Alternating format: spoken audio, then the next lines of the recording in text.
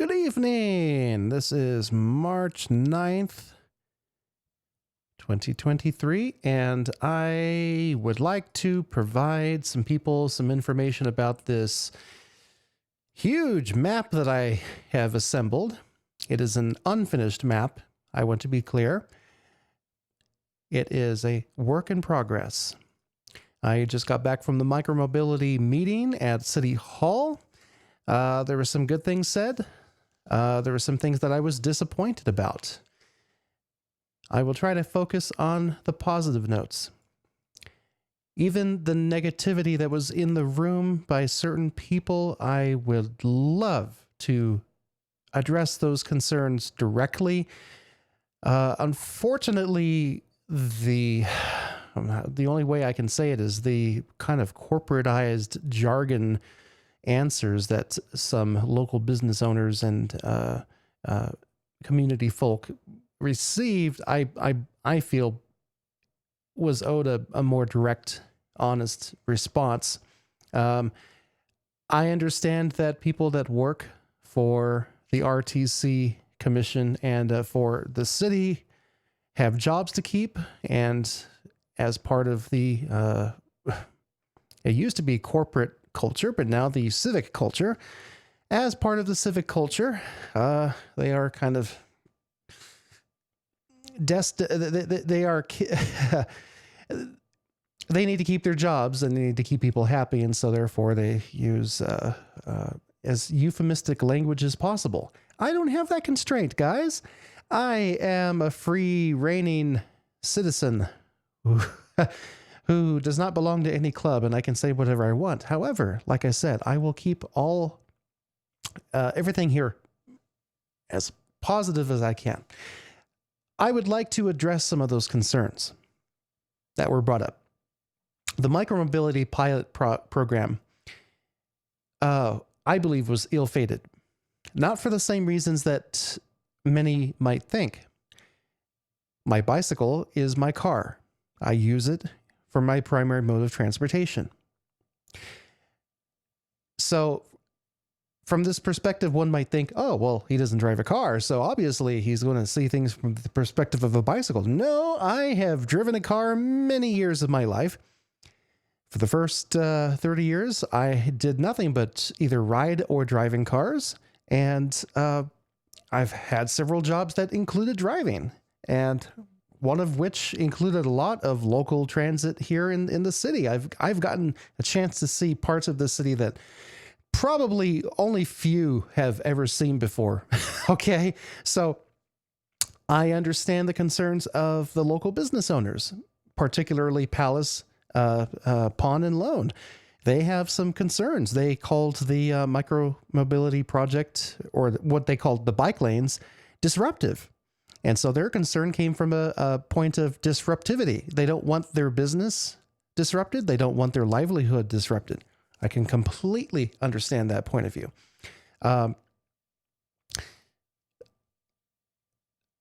The point that I'm trying to make, I would like to show people how I believe it could be done correctly.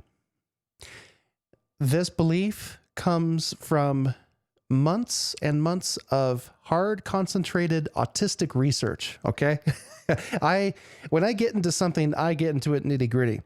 I have surveyed and looked upon many different types of infrastructure that has been in place in other countries, in countries which bicycle transportation has become a major part of the infrastructure.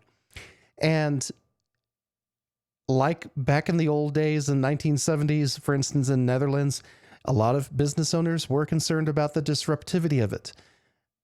How to address this, how to provide information that is solid and concrete and factual, that not only describes how to do it correctly and why those concerns are, although valid, are dealt with properly. It also describes what the city of Reno and RTC did wrong in this case. Not to harp on it, but it left a bad taste in people's mouth. And I can completely understand their disdain for having been through a summer, which should have been an economic recovery after the pandemic, suddenly having, and then having heard about the Center Street Cycle Track project having been delayed and possibly not even ever going forward. There's a lot of components to this. There's even more components when it comes to the complexity of the actual infrastructure itself. Why I decided to do the things that I did. I'm going to have to explain those things. This should probably be a multi-part video because there's so much to talk about. I'm going to limit it to connectivity for this. I'm not going to so much talk about design. Design is a more detailed discussion. Proper design. I'm just going to talk about connectivity for right now. This is my master plan that I have created. It's not finished yet, but it will describe why I believe certain types of roads for bicycles should be on the certain right-of-ways that I've placed them on, and not designed specifically, but the type of road for the bicycles that's on there. I call them bike roads. The other names for them are bikeways, bike paths, bike lanes, bike. The whole point of this is to provide a quick and efficient way to get from point A to point B. And we'll add safety in there as well. That's what really this is all about. Providing safe transportation for people who use bicycles. And going back one step even further, who is a bicyclist? What is a cyclist? You can look at the YouTube channel, Not Just Bikes. If you can deal with some snarkiness that he uses, sometimes it can be annoying for some people. I've heard this before. Valid. Okay. I happen to like it, but he does get into some of the core problems. What is a cyclist? A cyclist is a person who rides a bicycle. But in the minds of the public, a cyclist is, they carry a lot of baggage on their shoulders just for riding bicycles. I'm trying to bridge a divide between so-called motorists and so-called cycles. I don't consider myself a cyclist. Why? Because all I'm trying to do is ride a bicycle to get to where I'm going. I'm not trying to make this part of my lifestyle, part of my culture. I'm not even in it for sport, which is the assumption that most Americans have about cyclists, is that you're supposed to be in it for sport. No, I'm just trying to use this as my transportation vehicle, which means that I'm looking at the practicality of getting from point A to point B, not necessarily quickly, but directly and safely. And that is where this infrastructure that I am designing comes from. That's where it's coming from. Okay, with that preamble, here we go. I do not believe that Center Street should have a cycle track on it. I've already said this before. I'm just repeating it for those who had not heard me previously. I can't even call it the Center Street Cycle Track project anymore because it's now University Way. Okay. Either way, it crosses down into South Center Street the moment that it crosses the river. Why do I not believe that Center Street should be the cycle track street? Even in the face of whatever studies that RTC had conducted under, I don't know how much taxpayer funds that they used to conduct that study. Why? Because for the simple reason that Center Street is a collector road that directly connects to the freeway. In other words, the moment you get here, you are trying to get on the freeway. Okay, which means that for anyone who is in Midtown, or even sometimes down here at Plum Lane, Center Street should be the street that we dedicate to through traffic for people from the south heading northbound to the freeway. It should be what the Dutch consider the disentangled road for cars, not for bikes. You put the bikes somewhere else. Do you put it on Virginia Street? No, not the through traffic. You can have bike lanes on there, so long as they're unobtrusive and so long as they harmonize with the design of the street, which is supposedly supposed to be about people stopping, shopping, entertaining, having a good time. Where do you put it? I am going for Evans. Why? Well, right here along UNR, it's already there and it's in a good place. It's right next to the railroad tracks. It is a two-way cycle track on one side of the street, up off the curb, no barrier required. It is a shared access path for pedestrians and bicycles that is approximately 10 feet wide. They have considered this adequate room for both modes of traffic. In their right mind, most people will be traveling down this shared access path in a bicycle. This is what I'm pushing for.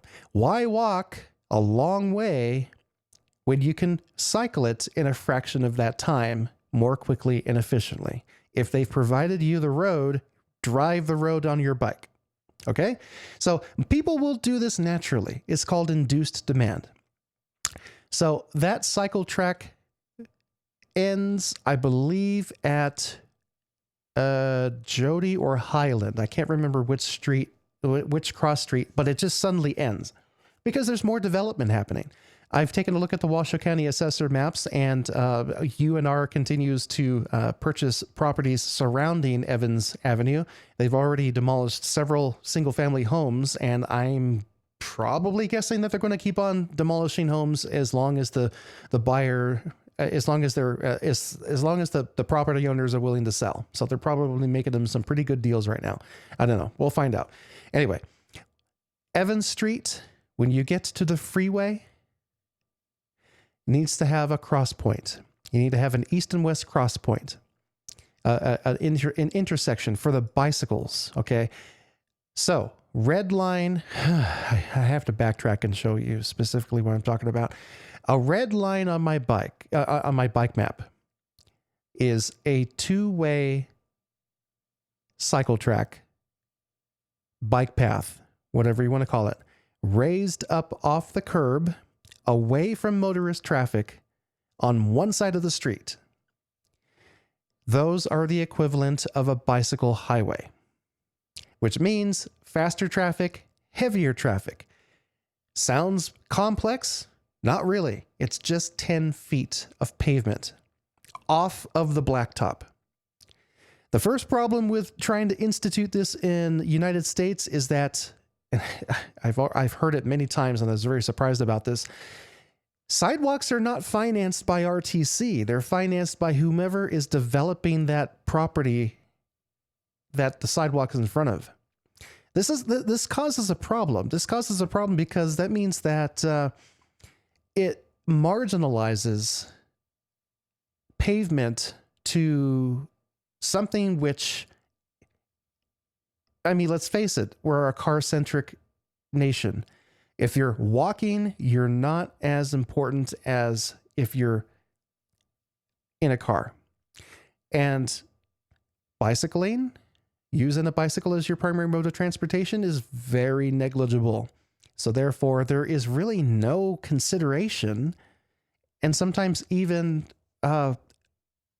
legal opposition to people using their bicycle on a sidewalk.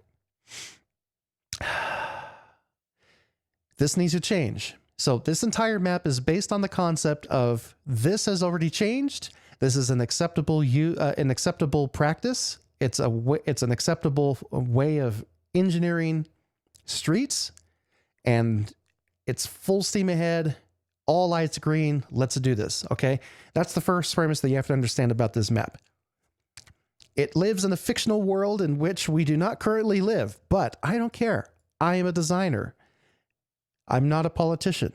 So this red line here, all these red lines are 10 feet of space for bicycles off to one side of the street, and not demolishing or having any detrimental effect to property rights at all. This would be done by consensus. This would not be done by eminent domain. And it would preferably be done in a way that's very intelligent. For instance, on Evans Street right now, there's a cycle lane on either side on the blacktop. By doing it my way, and I shouldn't even say my way, the Dutch way, the European way, by doing it their way, my way, by doing it this way, you don't have to have a bike lane on the other side of the road. You see? So that means that the 5 feet that is being used up for the cycle lane on the other side of the road can be used for the cars instead. That creates the space. So you don't even have to take space away. The only major change that you have to do is you have to change part of the blacktop into a curb, and then you pave the curb either with concrete or asphalt, 10 feet wide. I've heard difference of opinion about, oh, well, concrete's more expensive. Okay, well, then just use asphalt. I don't care. It has to be up off the curb. What is the difference? It creates a mental perception in people's minds that this space is not for cars, right? How many people drive on the sidewalk and get away with it? Besides the police or the postal service or anything like that, right? It's not going to happen as often. So that's the first premise of it. Now, the blue lines on my map, for instance, West Street, Arlington, etc., the blue lines are the same thing. Cycle paths, cycle tracks, whatever you want to call them, up off the curb into the domain of the pedestrian, but only 5 feet wide, not 10 feet wide, and it's one direction. Why do I choose a one-directional path over a two-directional path in some instances? Depending, and loosely speaking, it depends on the density of the neighborhood, how many businesses, how many places, what is the likelihood that someone will stop on their bicycle and walk into a store or walk into their home, right? And also coupled with how many cars are on the street, other things like how fast is that street? Is it 20, 25, 30, 35, 40? How fast is the street? I am more prone to put a red line, a two-way cycle path, on streets that have more through traffic or are wider or are faster or just don't have that many stops along the way. Because think of it as a highway more than a local street. The blue lines are like local cycle paths, which means that they would be good for people who are in the local area who are planning to stop there, but it also provides connectivity to the highways. Same concept as cars. The red lines are for people who are on that highway and are planning to take a longer trip, 2-3 miles long. We don't know, but it's a way of providing more space to pass each other, more buffer space away from the vehicles. You see my point here? It's not going to be that heavily traveled yet, but I anticipate that the demand will be induced if you create the cycle paths this way. More people will drive their bikes, more people will use them, which in turn will reduce car congestion. But like I said, it has to be done in a way that is not disruptive to the balance of each neighborhood that these pass through. So Evans Street starts Evans Avenue cycle track starts all the way up at North McCarran Boulevard. It's already here. It already exists. It's already been paid for. Who knows how much we paid for it, but UNR did it. Okay, so it's the money of the taxpayers who did it, and the students. Evans Avenue continues down this way, continues down until you get to 9th Street. When you get to 9th Street and Evans, you are at the freeway. This is where the first intersection needs to be. This intersection goes east and west. It goes up here to Wells, where the cycle track should be 2 ways, and continues on to Ollie Boulevard, and should be a 2-way cycle track all the way over to Sparks. It goes along 9th Street. It goes along 8th Street. It also uses, I'm going to zoom in real far here. There are some pedestrian access ways that hardly anyone uses currently that can be made 10 feet wide. Sometimes they're only 5 feet wide because it's a little tiny sidewalk, but hey, add an extra 5 feet. You go past Evans Park, you go past Lake Street, you go past where this multi-level parking structure is. Here at University, there would be a intersection with a light for bicycles. They have to travel along with the other bicycles. You know, they have to have their own stoplight. Okay. Why? Because University Way is right. Like I said, University Way is the place where the vehicular traffic, the automobile traffic is trying to get on the freeway. That's why there has to be a stoplight for the bicycles here, right? You can't just have it go across the street without a bicycle light. Same thing here at North Virginia, because this has a lot of north and south traffic. It also has the rapid bus, the North Virginian that goes up to UNR, have to have a light here too. Same thing here at Center Street. Have to have a light here. And then here's where things start getting a little wonky, a little crazy, out of the box. Does not exist currently, but can be made to happen. Right along the perimeter, not infringing on anyone's private property, okay? Just on the outside of that. There needs to be a sidewalk, there needs to be pavement. It's kind of sort of already there. If you take a look at it in real life, if you go up there, you'll see that people are walking around here and trying to jump the fence and all that. Let's make this a continuation of this cycle track that goes east and west.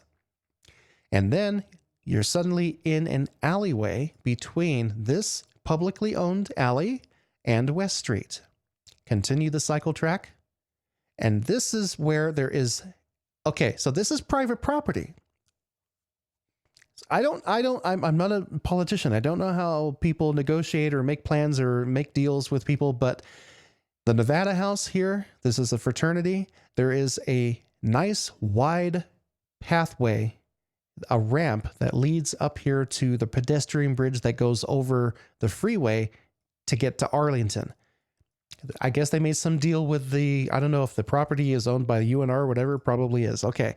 Cycle track already made, already finished.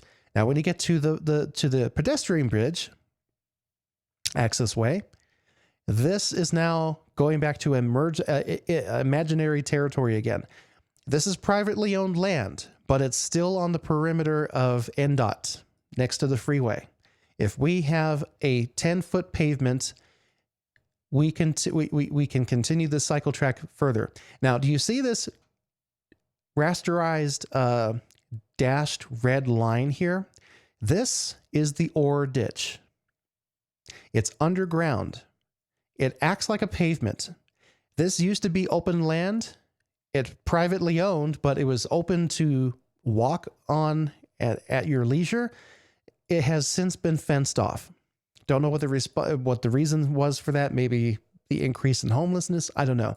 But the ore ditch continues on next to the freeway, past Minerva Lane and this private property here. It continues this way underground. I'm saying put the cycle track on that. And then you're at Ralston. See, when you're making a straight line down this way on a bicycle, suddenly it seems a lot closer to people who are at UNR, to the park, to Ralston. All of these areas here are just kind of hard to get to because the infrastructure was torn apart in the 1960s when this freeway was put in. The ore ditch continues underground. And so what I'm proposing is that the cycle track be placed on top of the ore ditch through the park. Actually, this line here that I wrote, that I put down is not accurate. I'm actually going to change this right in front of your eyes. The ore ditch actually is up here in the park territory. We can get out of NDOT territory now. We don't need to be there anymore. Let me move that and get an extra dot here. The reason why I was putting it so close to the freeway here is because I do not want to interfere with private property. I don't want any easements or anything taken away from people. Okay. It's theirs. I don't want to do that. So the cycle track continues on, and then you're at Washington. Washington, for some reason, the micromobility designers keep on, and RTC, in other words, keep on trying to suggest that Vine is a good place to have cycling. I disagree. And the reason why I say that they are trying to put it there is because it's always on their maps. They always show it as a line indicating that that's where they're planning on putting bicycles. The reason why I don't like Vine, I don't think I would ever try to use Vine as a road for bicycles, is because the Vine Street Bridge is old. It has no room. It has no place for pedestrians on it at all. And it's steeper because it arches over the freeway and does not even get back down to ground territory until you're here at University Terrace in Vine. It is much better to have the cycle track go through the park, because parks are a great place to have bicycles go through. Not only does it allow people to be able to use the park, visit the park more often, it's city-owned space. It brings more activity to these places. See? Okay, so Whitaker Park is a great place to have a cycle track through, and the ore ditch that has been there for over 100 years made this possible because it creates a nice flat. Okay, yeah, I'm going to back up to and I'm going to zoom out and back up and say something else. The reason why I'm having this pathway along the freeway here, it is level ground. There's no slopes. It's better for bicyclists. It's flat territory comparative to other streets. So what I mean by that, why, how do I know this? Well, because the ore ditch goes down it. The ore ditch has to be on flat ground. That's kind of why the contours of the street take what they make the route that they already have currently, because the ore ditch is water. It has to go very, very slightly downhill like a creek. So they mapped out the contours of the slope of the hill. And so, yeah, the cycle track that it's going east and west here follows the contour of the topology. When you get to Washington, here's an interesting junction. Going north on Washington Street, since it's a small residential neighborhood, I put one-way cycle tracks on each side of the street. It's quieter and it's a tighter street and there's lots of houses. It's kind of like a tributary in a stream. When you get to the freeway, however, it turns into a two-way cycle track heading southbound, because suddenly you're in a commercial area, and you have to study the satellite map, but there's lots of space to put this here. And the other reason why I like Vine over Washington, here I'll show you a couple of reasons why. But this cycle track goes all the way down to Riverside Drive to the river. Lunsford Park, here's where the new apartments or condos are being put in. This goes right past the condos and connects up to the cycle track that I'm planning for on Riverside Drive. Anyway, so it's a straight shot down with Vine Street. It also connects to it, but we're too close to Keystone. See, I'm trying to, the other thing too, if you look at this grid that I'm creating, I'm putting the bicycle network either every other street or every 3 streets away. And it just so happens to work.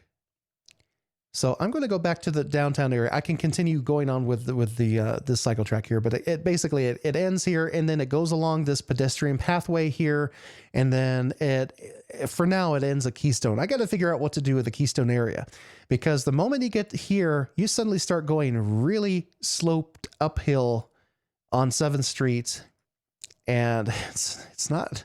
I can't even make it, man. I mean, I pedal hard as hell, and I can't make it up that slope. It's not for the average everyday, novice bicyclist to get up that hill. It's just too steep. I can't do it. Maybe eventually, but I'm trying to make this as accessible to everyone, which includes the safety, and I'm talking about all ages. I'm thinking about the connectivity for children to get to school, I'm talking about for people getting to work and all that. I'm considering all of these different factors simultaneously as I'm making these lines.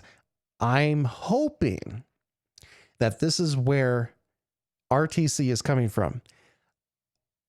I'm hoping that they're not. They might say they are, but I question this.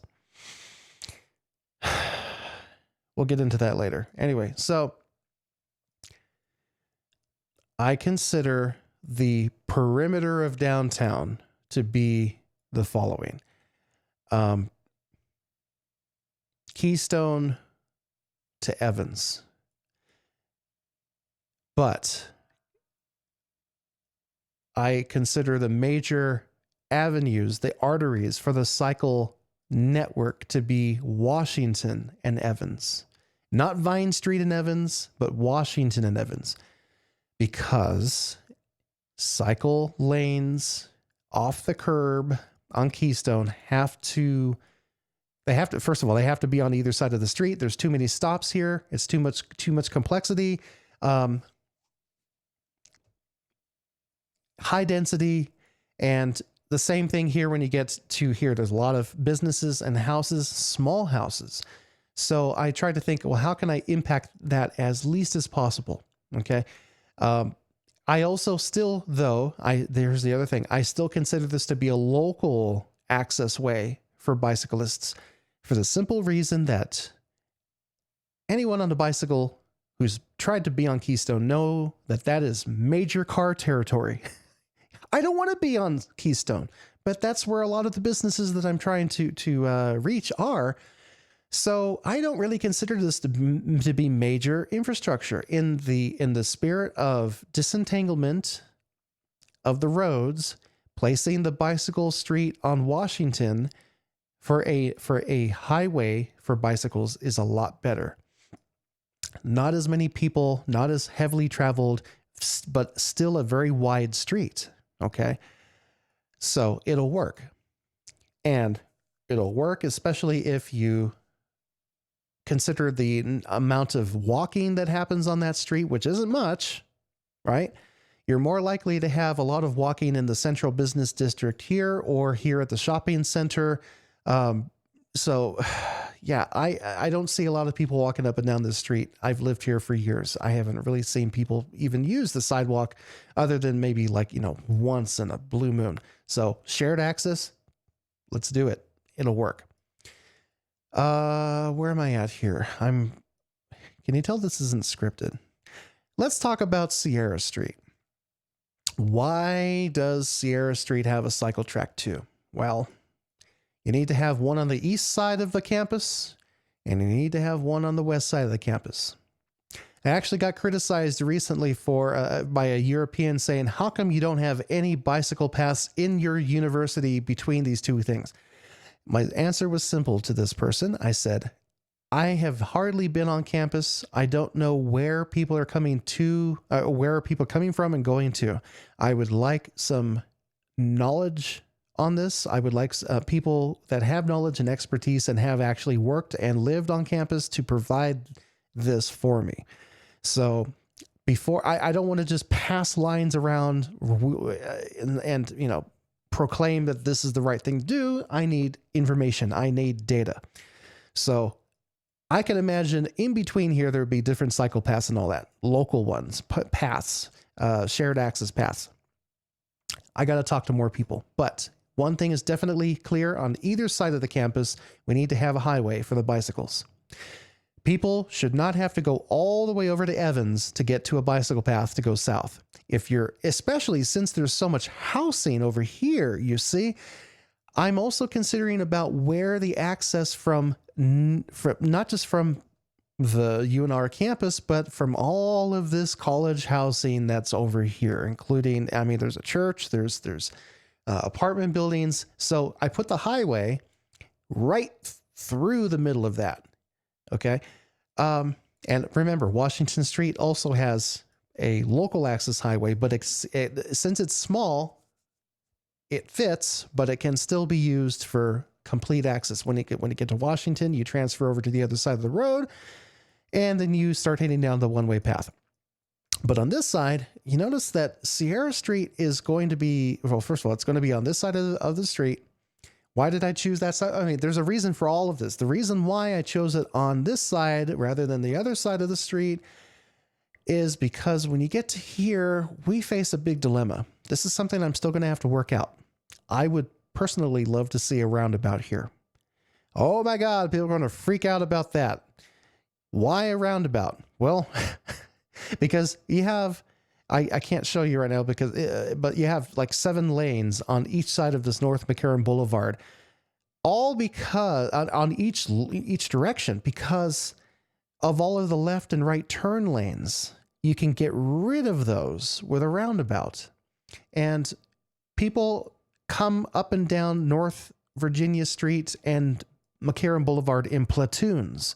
Platoons, yeah, that's an actual word. Platoon meaning that when the light turns green, you have a big platoon of cars that heads down the street. You can get rid of that effect by just simply having people go in a roundabout to their destination. However, if that cannot happen, I have to figure out how to connect this cycle track here to North McCarran, to a cycle track that I have not yet drawn, which I would put on the south side of the street along here. But how can we do that? So I had to figure out the way to connect a one-way track on one side of the street that's 10 feet wide. If I put so here's the thing, if I draw the lines over here, and, you know, imagine that the lines are on the other side of the street here, going up here and all that. You're at an intersection on the southeast side where there's a park, which means that there's not going to be that much use for that intersection as much as there would be on the other side, because here you have Comstock Drive, which also needs some sort of connectivity for people who live up here in this college housing area. You see where I'm going with this? In other words, there's more, people would need a cycle track more on this side because it's heavier. So I got to thinking about that. I'm like, okay, so I see how I'm putting the thought into this.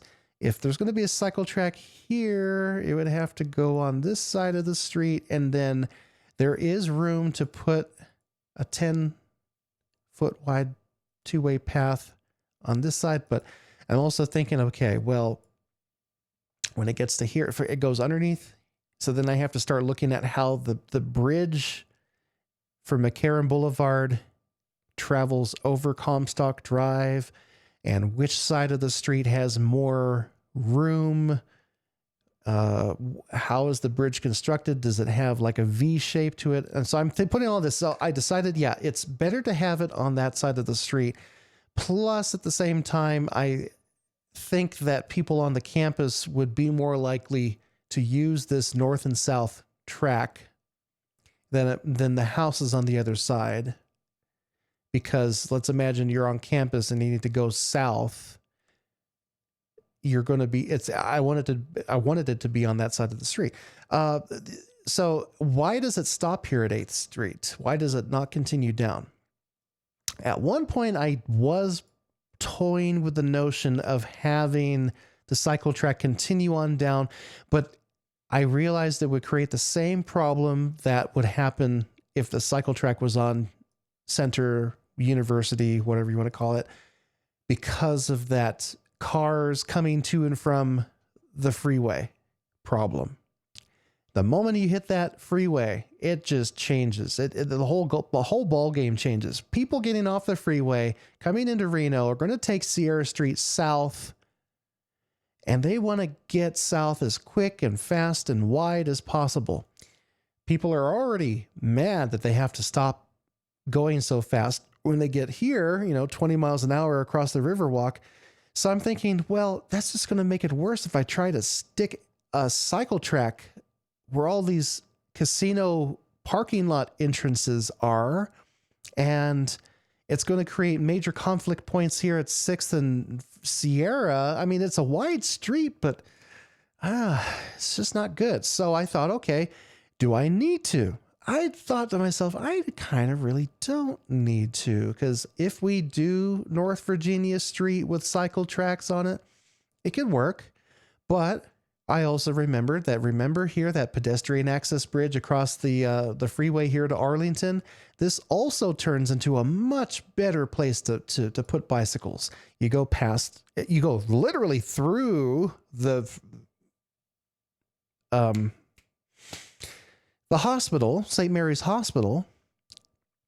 You go past the emergency access. You go past all of the different doctor's offices here. Great. A lot of people might need to get to the hospital for some reason on their bicycle. Yes. I mean, in a sane world, that's, if I needed to go to, to a specialist, or if I needed to go to the pain center or something like that. Yeah. So, and then since we already have that protected intersection that was kept after the micromobility pilot program, right here at North Arlington and West. So yeah, I thought, you know what? I don't need to have it go down Center, because like I said, I'm trying to space these apart every 2 or 3 streets away from each other for the main thoroughfare for the bicycles. So cars, bikes. You see how I'm doing it? I'm staggering it. Plus, what? Okay, so let's say if I'm going downtown and I'm going to, let's say, Midtown, and I'm going through downtown, not around downtown. I mean, they could easily just as well go up this way and take Evans and go southbound from there. But let's say if they wanted to go locally, stop and have something to eat here or whatever, they could do that on Arlington using the cycle paths there. When you get to the river, you can use the bike highway along Truckee River Lane, and then on south of the, starting at the river, you can have the cycle track start again on South Sierra Street. Why do I have it start again? Why not just keep on using Arlington or whatever? I have something up my sleeve here. This is where things really get interesting. Going south on Sierra Street, you get to Court, you get to Liberty, you go past Peg's Glorified Ham and Eggs, and then when you get to California Street, where the coffee shops and everything are, now this is where things get really creative. At California and South Sierra Street, another bike light intersection. You cross California. Do you continue going down Plumas? No. Why? 1-lane road, lots of parking, tight, not enough room for a cycle track, freaking annoying for bicyclists to go up this hill, all these different problems. What do? Before Plumas was redirected off over here, in other words, when they connected Sierra Street to Plumas, this meridian line here on the maps was turned into an alleyway. The alleyway is wide enough, and ask any cyclist, Stationary objects are better to crash into than a moving object. An object such as a delivery van or a parked car or something like that. And that means, and if you look at any map in Europe, they do it all the time. Especially in, I'm just going to say Netherlands because I've seen some beautiful stuff. Alleyways are used for cycle tracks all the time. They're local access, but this is wide enough for a two-way path. It has to be repaved because it's deteriorating horribly. I mean, right here is the tea shop and the Reno Beach shop and all that. There's some huge divots in this thing. It has to be fixed up, has to be repaved. And then it goes across marsh, and then it heads downward. I can get into the design of this cycle path later, but if we use this direct south path, we go directly into the heart of Midtown. This is what we're trying to do, isn't it? We're trying to create connectivity from UNR to Midtown. We've just done that in a way other than using Center Street. I'm using the alley. Am I crazy? I don't think so. I think this will work. Each cross street, Martin, LaRue, etc., has an issue. Since this is an alleyway, you have to, every alleyway access point from these cross streets, you have to go over kind of like this bump, okay? We have to create wombat crossings here. I can get into wombat crossings later. If you're wondering what a wombat crossing is, just Google it, okay? It's a raised crosswalk. In other words, it's what's called a continuous sidewalk. It would work because as you exit the alleyway, instead of constantly fearing for your life that a car is going through here, the car has to slow down to cross the bikeway. It's a gentle slope up, and then you go across, and then a gentle slope down. Marsh and all of these other streets here are wonderful for this because they are small, low-speed residential streets already. That's where you want to have things like wombat crossings. It's not an artery. It's not a collector road. These are just small neighborhood streets. There's even diagonal parking on Marsh Avenue for the local businesses here. This cycle track that goes through this little hidden alleyway gives you direct access to all of the businesses on the west side of Midtown. It continues completely down here until Mary Street. I would have liked to have taken it all the way down to this alleyway, but there's a dead end. And there's some beautiful houses from the 1920s and 30s here. I would not want to mess with those. What do you do? Two-way cycle track for this one section here of Mary Street. And then it crosses Mary Street. And then it uses Litch Court. This is another alleyway, but I love these little spots. It's not really an alley. There are houses that face Litch Court. Tiny. There's even a business. It's like, I forgot what kind of business it is, but yeah, it's wide. It's not heavily traveled. There's no cars really to, crash into you at 35 miles an hour. Disentangling the network. Once again, using Litch Court. When you get to the end of Litch Court, what is this? It's another alleyway. It's an access way. It's about 20 feet wide, very wide to be able to use your bicycle. Once again, on Watt Street, on Haskell, these small things, when you cross that, there's a small a wombat crossing that the cars have to pass so that way they're not speeding through here at the speed of light trying to get to their destinations. They have to slow down a little bit. And where does this take you? There's an alleyway access point here, which could also be turned into cycle tracks. That's why I did it. And then you're right here at Vassar. What this is another meridian line on a map that someone arbitrarily decided to end the city at one point, and then later on there were additional houses added. There was more additions. This is perfect. Why? Why is this good for bikes? Because hardly any cars use it, and look where we're suddenly at. We're at the beginning of Vassar Street, where Vassar needs to have a cycle track that goes eastbound all the way until you get to terminals. That way you can get to the airport. You see, it turns from a small two-way access through the alleyway, and then at South Virginia Street, cuts right across at the stoplight, past Holcomb, and continues past several different schools where the kids need a place to get a way to get to school safely. That you need it. And it goes past the post office. It goes past the Social Security building.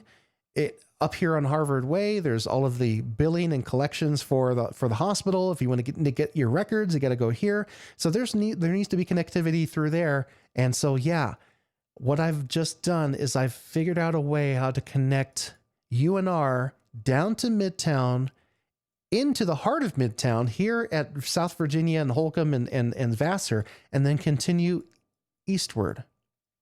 So I've created a perimeter for the cycle paths for not just UNR, but it flows down all the way until you get to Midtown. I've extended that connectivity north and south directly from UNR to Midtown in two different ways. So let's talk about the East Way. I've just talked about the West Way on the west side. Let's talk about the east side. Evans, I've already mentioned that, goes down to 9th Street, connects up with this perimeter cycle track here, but continues down Evans.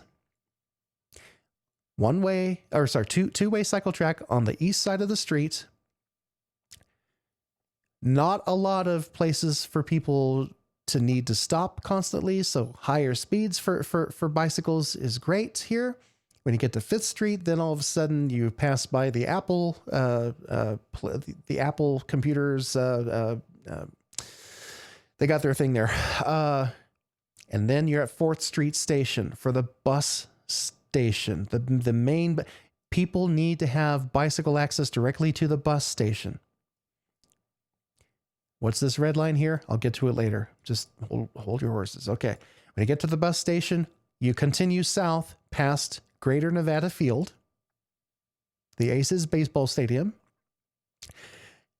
This new apartment complex that's come in here, mixed use. Cycles can directly access these commercial venues that will eventually open up. Now, what do we do here? There's this big parking lot here that is in place.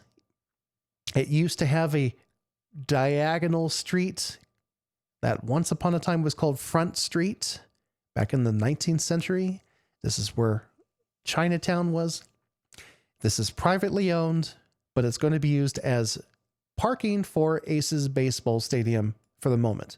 Eventually, I anticipate that probably some big swanky condos will be made here. That's the only thing I can imagine someone wanting to develop next to the river. Okay. I anticipate that. Bring the cycle path between this parking structure and offices here and this imaginary condo that I've envisioned is going to happen. Bring it between those two buildings to the river, to the north side of the river, and then have it come this way. Why? Because this is part of the Tahoe Pyramid Bikeway.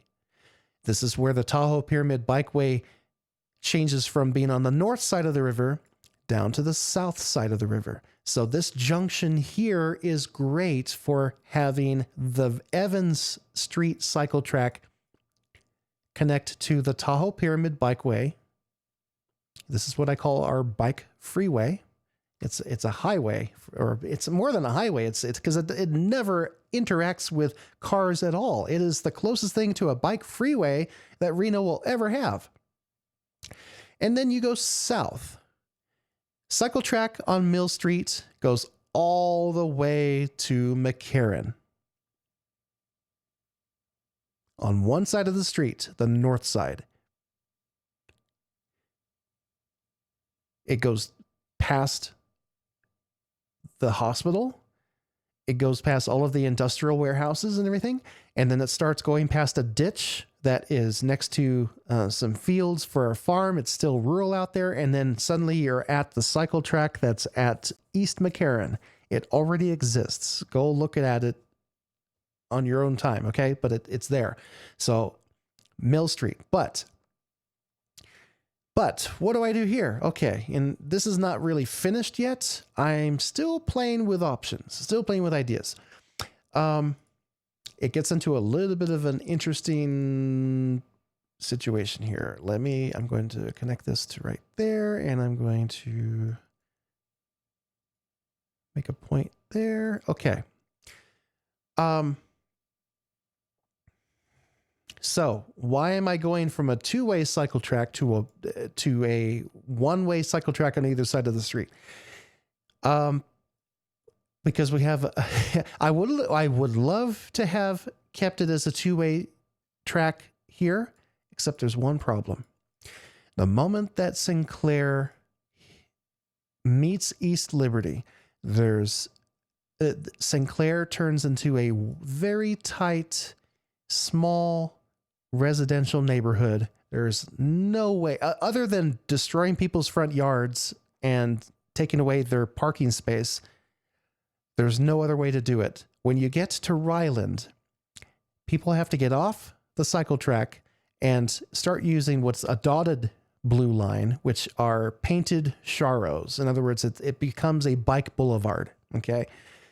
Which is not bad. I can tell you why. Because when you get to Sinclair here,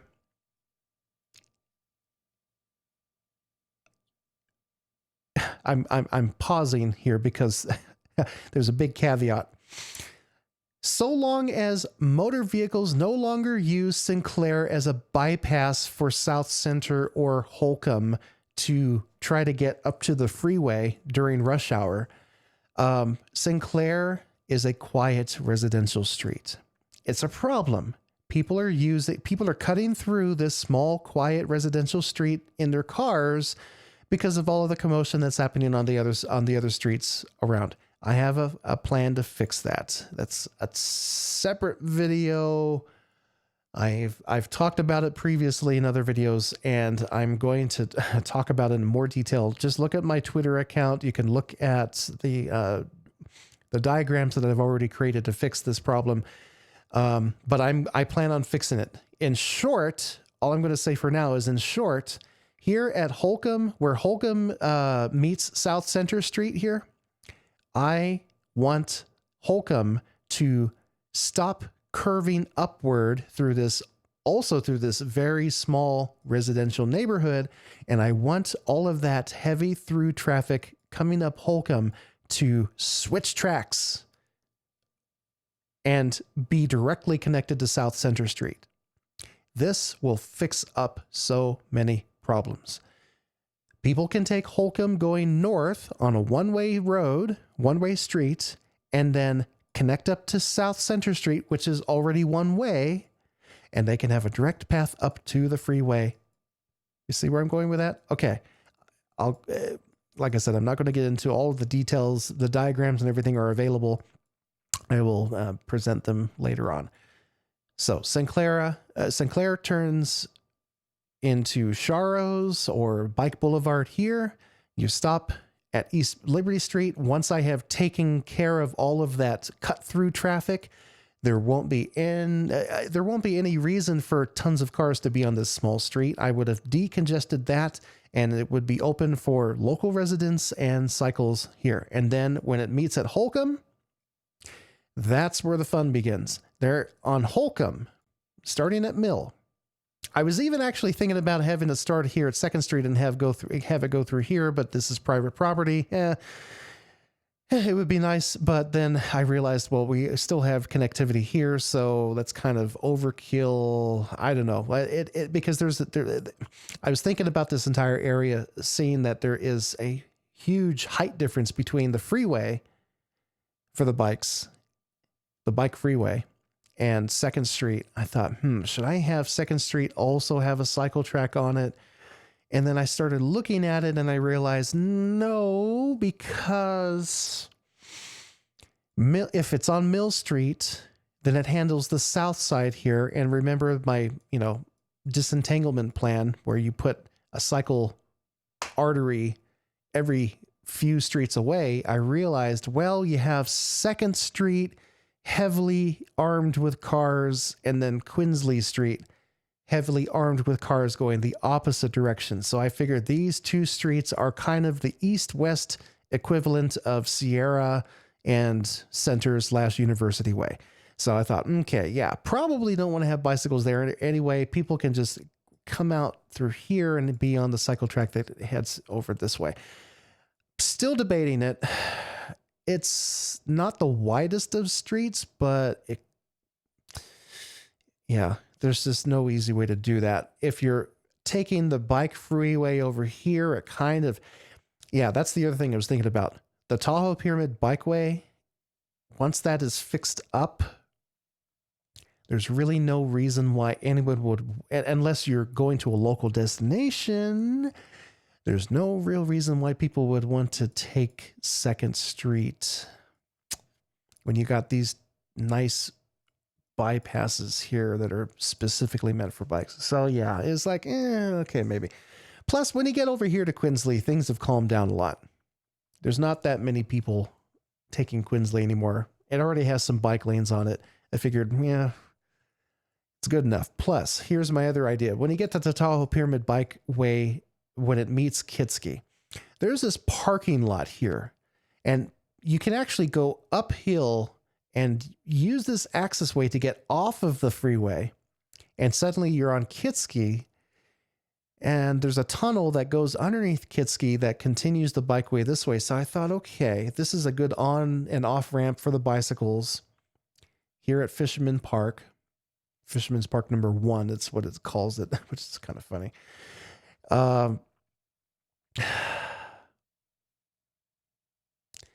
And then if this, so there's a 2-way cycle track on the west side of Kitsky Lane.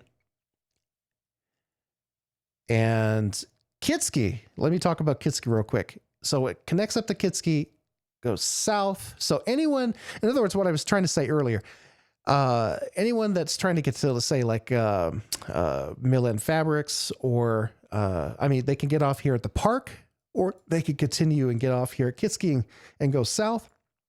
So yeah, once again, not too much need to have cycle tracks on 2nd and Quinsley. So anyway, Kitsky Lane, this cycle track goes all the way down Kitsky. Kitsky is a wonderful, wide state road. It's a state highway, and it goes all the way down to the convention center. And you can be separated from those cars, no problem. Goes through so many different neighborhoods, passes so many schools and businesses. RTC, please do not do on Kitsky what you did on Audi. Put it on one side of the street. Please, pretty please. Just pretend that it's Sparks Boulevard and do the same thing that they did on Sparks Boulevard, okay? Same thing. Same thing. Where was I at? Get back to Midtown. All right, so Holcomb's cycle track, one side of the street, once again.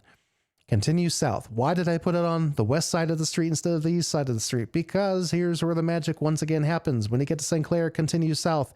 And then it goes by this little park area here. And you have to imagine this because it's not here, but you have to imagine that. Imagine if Holcomb Avenue connects up to South Center Street. That means that from here to here, there's a line. I'll just make a line so you can see it. It's not going to stay there forever. I just need to kind of help you visualize at least a little bit.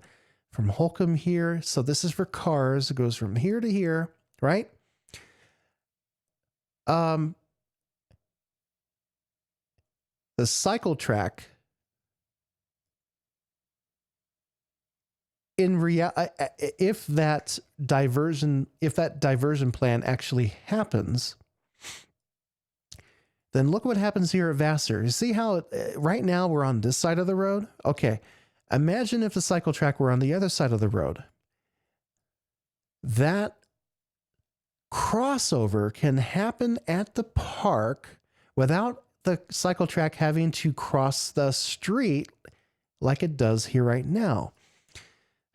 Like I said, so many complexities. I don't know if that even made sense to anyone who's listening.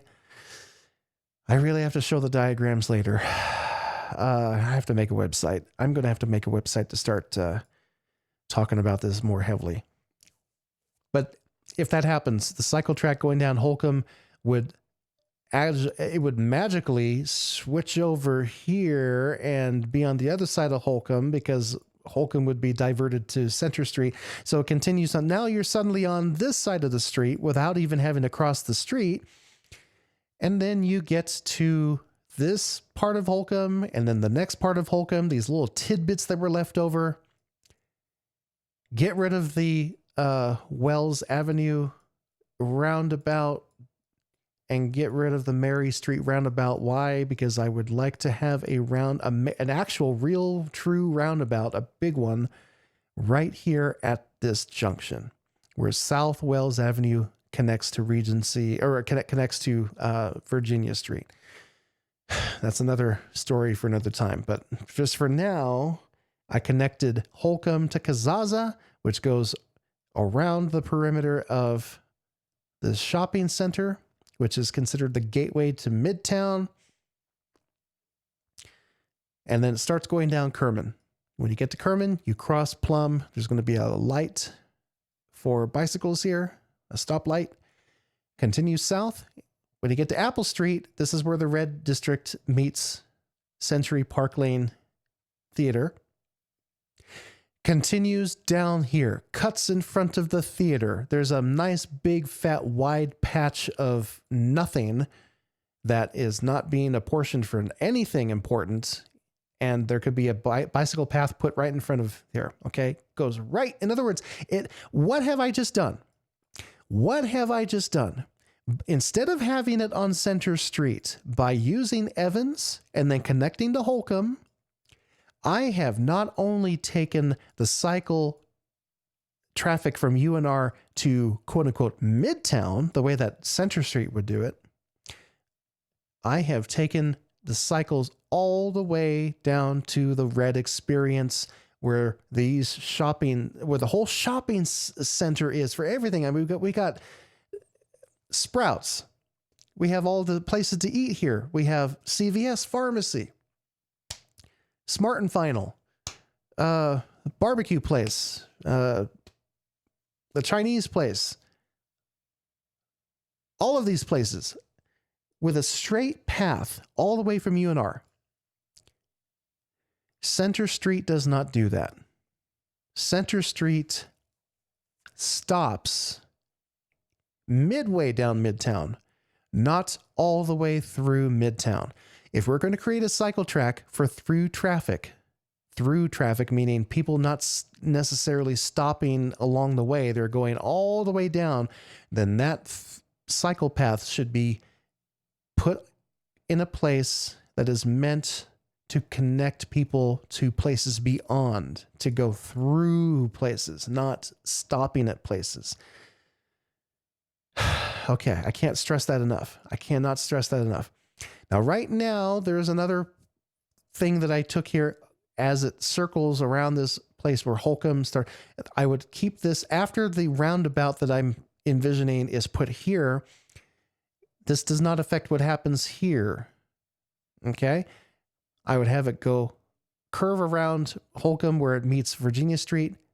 There's a stoplight here for the bicycles, and then it goes to Lakeside Drive. Westward, Mount Rose, probably just a bike boulevard. Very tight, very old, rural place, rural road. Not a lot of place for any bicycle stuff without destroying tons of parking all along here. And this takes you all the way over to the Highland Ditch, where there's lots of houses.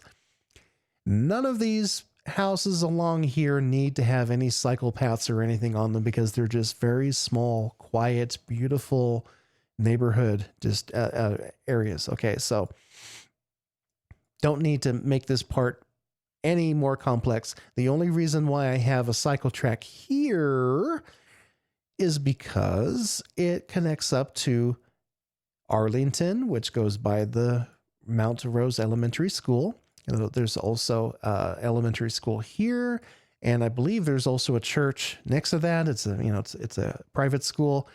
So it goes by Plumas Park, connects up to Mary, then connects up to the alleyway and goes directly to Vassar. And then yeah, so this hub here is important. And this hub up here is important. Okay, so these different hubs where you have different options for you to go. Let's talk about Midtown Virginia Street. We have to. What RTC did was commendable, but it doesn't work. South Virginia Street is a heavy street going north and going south. Okay. They took an old-fashioned type highway, what would arguably be called a stroad, because it's a highway that has a bunch of businesses on either side, a street road hybrid, very bad, very dangerous. And they did what they could do, given the constrictions of what was, I guess, imagined or talked about without a full connectivity plan. Without a full connectivity plan in place, the only thing they could do was on this heavy street with lots of cross traffic and lots of through traffic and local destination spots and everything, they made it a bike boulevard. I was not really aware of all of the bicycle problems that were happening at the time, but I have heard that originally the bicycle community in Reno wanted to have bike lanes on either side of the street. They didn't get it. They needed it. We still need it. How do you do that and still have plenty of parking space for businesses, still have and cut down on the cross traffic, and how do you do this without needing a concrete median in the middle of the street, which is, I will also tell you, is also bad for bicycles too. The recent article that came out from This Is Reno, I believe it was This Is Reno, talked about how local business owners were losing business because of the median, because people could not make an easy left turn whether going north or south because of that concrete median in the middle. How do you make the street in a way that does not require a median? You make it one way. Southbound only. Starting, I'm going to say starting at California Street. Why? Why California Street? Because people heading down, people heading down Sierra Street are going one way. When you get to Liberty, it suddenly turns into a two-way street. This block is complex. It's almost like a roundabout, really. It's a very square roundabout. This entire block here, there's people traveling in all directions around here. But when people get down to South Sierra Street, currently their option, if they want to continue going southbound, is either to cut across here and go down South Sierra Street, or South Virginia Street, excuse me, or you continue down Plumas, which, like I mentioned, becomes a tight 2-lane, one in each direction, residential community.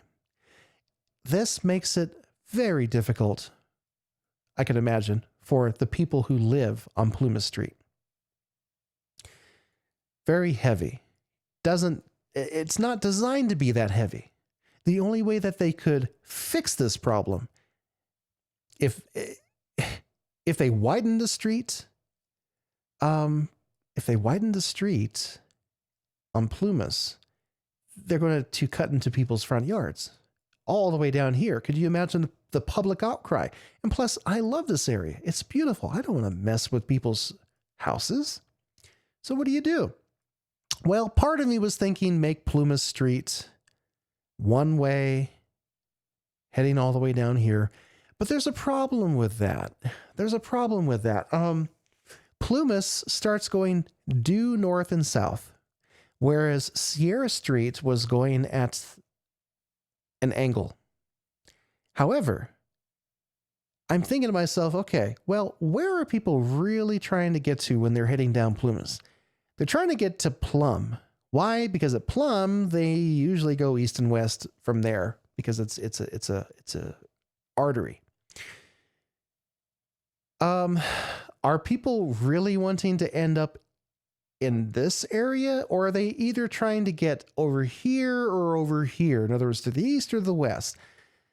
Because if you think about it, as soon as you get to Plymouth, then it becomes wider, it becomes easier to cycle and drive on. But it's still just all kind of residential community. There's nothing huge of note. It's an artery, but it's not heading to any major commercial venues or anything like that. It's golf courses, it's apartments, and the traffic isn't really that thick here. And then when you get to here, you get to Bartley Ranch Road. Lakeside is also big and fat here, but then when Lakeside gets closer to the park, it tightens up. So I thought, where are cars really trying to get to? The majority of them. I bet you, I said to myself, they're probably trying to get to Virginia Street. They just don't want to have to go through Virginia Street. Am I right? I don't know. I'm just guessing there. Someone out there, make a comment, tell me if I'm right or wrong. What do I do? And how do I continue this idea that downtown started, where Sierra Street goes south and University goes north, and then Center Street goes north below the river? How can I continue that idea? How can I continue that theme? Well, at South Sierra Street, when you get to California, if people really want to do that, then they can take California. And imagine if South Virginia Street here was suddenly made a one-way street. They would have full access to get down to Virginia Street. By the time that they get to Plum, it's nice and fat. It's a proper artery by that point. And they would be one block away from my northbound Holcomb traffic, which takes them to Center Street. So what I'm doing is I'm kind of continuing the one way of South Sierra Street by diverting them over here to South Virginia Street. So imagine a 2-lane road, except those 2 lanes are one direction heading south. You no longer need to have a concrete median in the middle of the street, which means that if you are on, so imagine you're heading south on Virginia Street and it's one direction. If you're in the left lane, you're on this side. If you're on the right lane, you're on that side, but you're still going south. So you can merge to the left lane if you, for instance, need to get to Cheney Street and make a left, or stop in front of these businesses, because you could just park parallel right on the street. You don't have to make a left turn or make a U-turn or anything like that. I have suddenly freed up the congestion just by making this a one-way street heading southbound. It also fixes the congestion of cross traffic, because anyone heading south on Virginia Street that wants to get to Virginia Street from these adjacent streets here, they'd be able to do it easily. St. Lawrence Avenue. And so now what happens? Let's say, for instance, if someone on St. Lawrence wants to go north on Virginia Street, what would they do? They would take St. Lawrence and then go south for half a block and then go through Cheney and then go up Center Street. So in other words, they go from here to here to here to here to here. Instead of people going from here, making a left turn and going up here, which is crowded, they would merge with the one-way traffic and then change lanes and then move to Cheney and then go up to Center. Same thing would happen here at LaRue and Taylor and all this. In other words, every cross street creates more opportunity for them to change direction. I don't know if that's clear enough. I don't know if I'm... So Holcomb here, let's say, okay, what if I'm coming from Plum and I want to go to, let me just pick something randomly here. Ace's Tattoo. I want a tattoo. So I'm going to go from Plum here and I'm going to take my little magical roundabout, start going north on Holcomb, connect to Center Street, Center here, and then it goes up here. So in other words, I'm still taking a one-way street. And then where was Ace's Tattoo? I forgot where I was at here. And then you would get to Toma Street, make a left, and then merge onto South Virginia Street and then park. Pretty simple. So yeah, that's what I would like to do. Change South Virginia Street into a one-way street heading south until you get to the Midtown Gateway roundabout right here. This is like a big hub. Okay.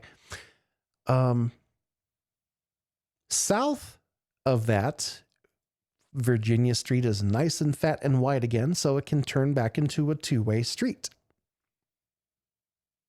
I think there's 2 lanes going each direction, 35 miles an hour. So yeah, what I'm doing is I'm correcting the problem of all of that squeezing through Midtown by converting South Virginia Street into a two-way street to ease up the congestion and allow people to get down to Plum where they're really trying to get to in the first place. Especially since later on there's going to be condos here and all that. I mean, yeah, it would just make things so much easier for that through traffic. North on Center, south on Virginia Street. Just the same way that you go north on University and south on Sierra. Same concept. I'm just extending that concept down to the gateway of Midtown. How long have I been talking? I don't know. Let's talk about Lakeside. Lakeside Drive. Southbound. It meets the lake.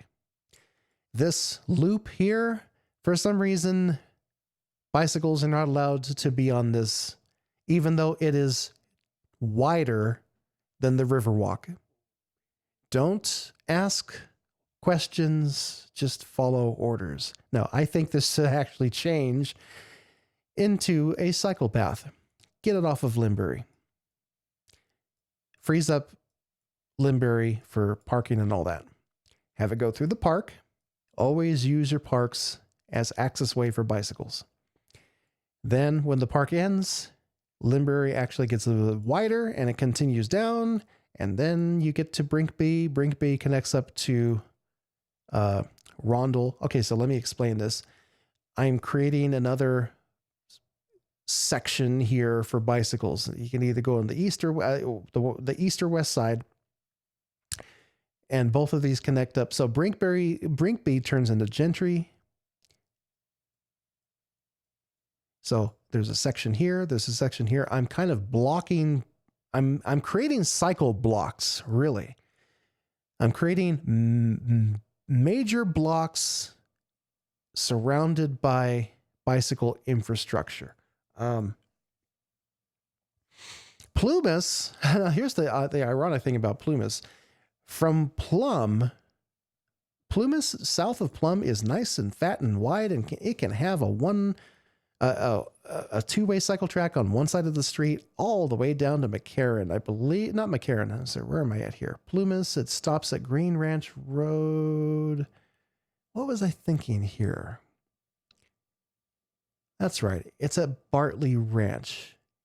Yes. Okay. There's a shopping center here. And I didn't use Lakeside because it was too close to this other cycle track here.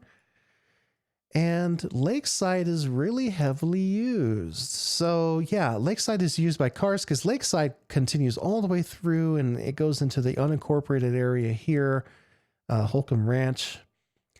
So yeah, it's like, it seemed like it was the natural thing to do. And then I actually took this is cool. I actually took some trips to Bartley Ranch because I wanted to find out what this place was like. And it's amazing.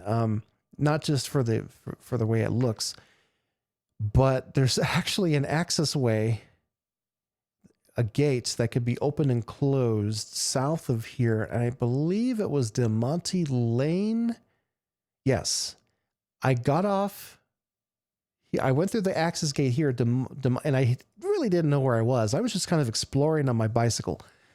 And I went this way, and I suddenly realized I was at that that roundabout here at Kitsky and Neil. I'm like, oh my God, this totally makes sense now.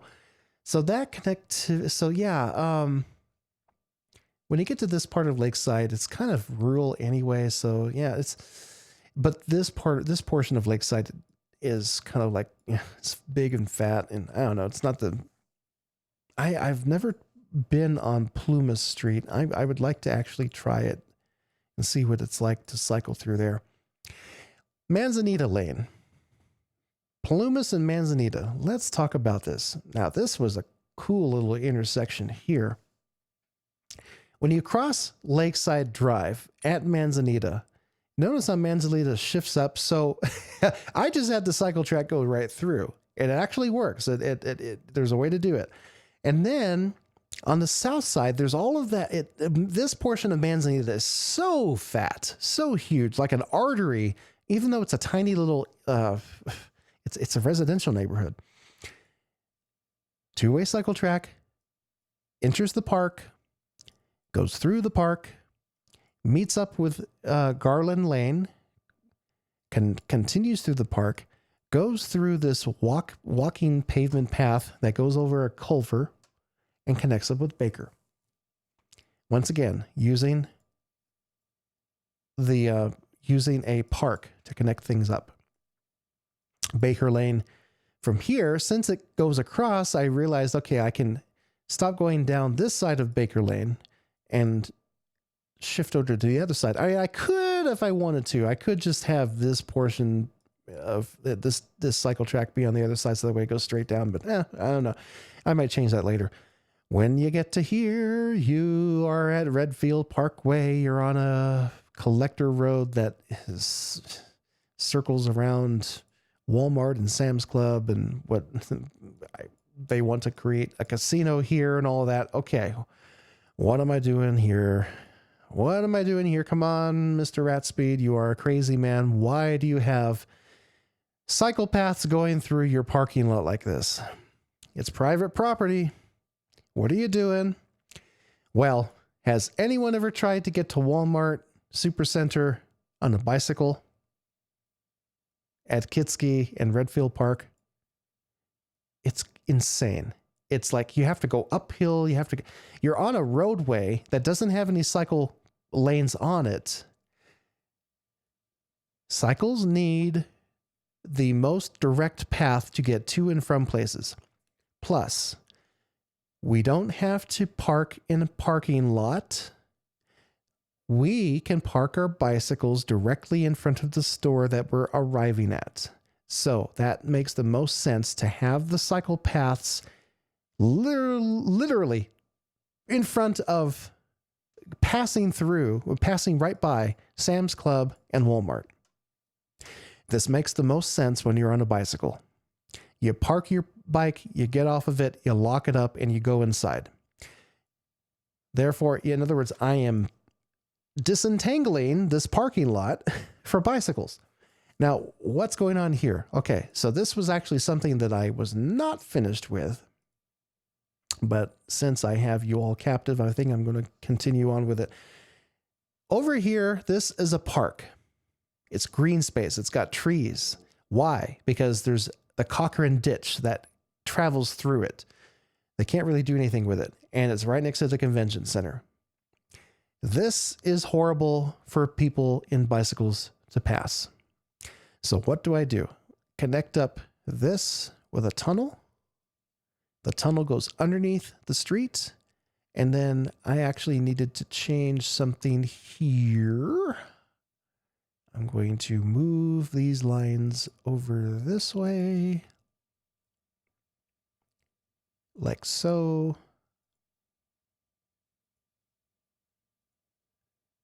Because it's going right in front of this store this way. And considering that I now know that they are going to create a casino here. And I mean, hey, maybe they're open to having cyclists in front of the casino. I don't know. But I'm also thinking about the connectivity aspect as well. I got to figure out what to do here. I got to look at the satellite view, but just for right now, I'll make it like this. And then I'll start having the cycle path go around here. So that way it's closer to the sidewalk. And then goes, that actually takes care of another problem I was having earlier. Okay. So something like that. I'm definitely going to have to go back and fix that up, but that at least that's good enough for now. Why? Reno-Sparks Convention Center, Atlantis Casino, big tourist area. Why have them get in their car to get to Walmart for some snacks or something?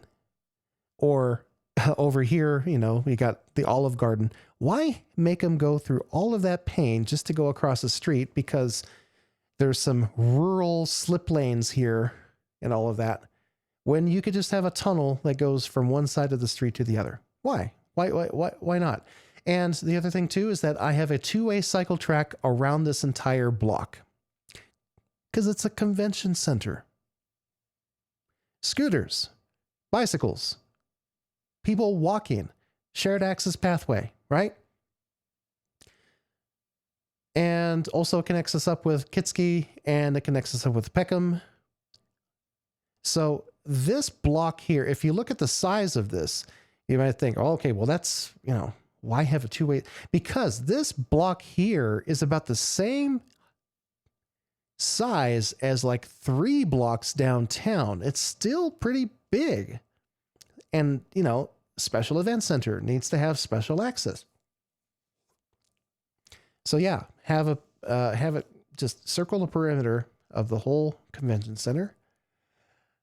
Ah, yes. Okay. I'm going to talk about, so what happens when you get past, okay, so let's say you're on Limbury, on Lakeside, you go through, let's see here, there we go. You go through the park, you go down Limbury, and let's say you don't cross the street at Brinkby. You continue going down Limbury, and it takes you to that new fitness center. The fitness center, which currently does not have much to do with cycle infrastructure, even though we have 4 baseball fields here. All of this needs to have direct cycle connectivity. It can go right through the park. There's actually an access way through there. It'll work fine. And then at Peckham, it makes a turn and goes down Baker.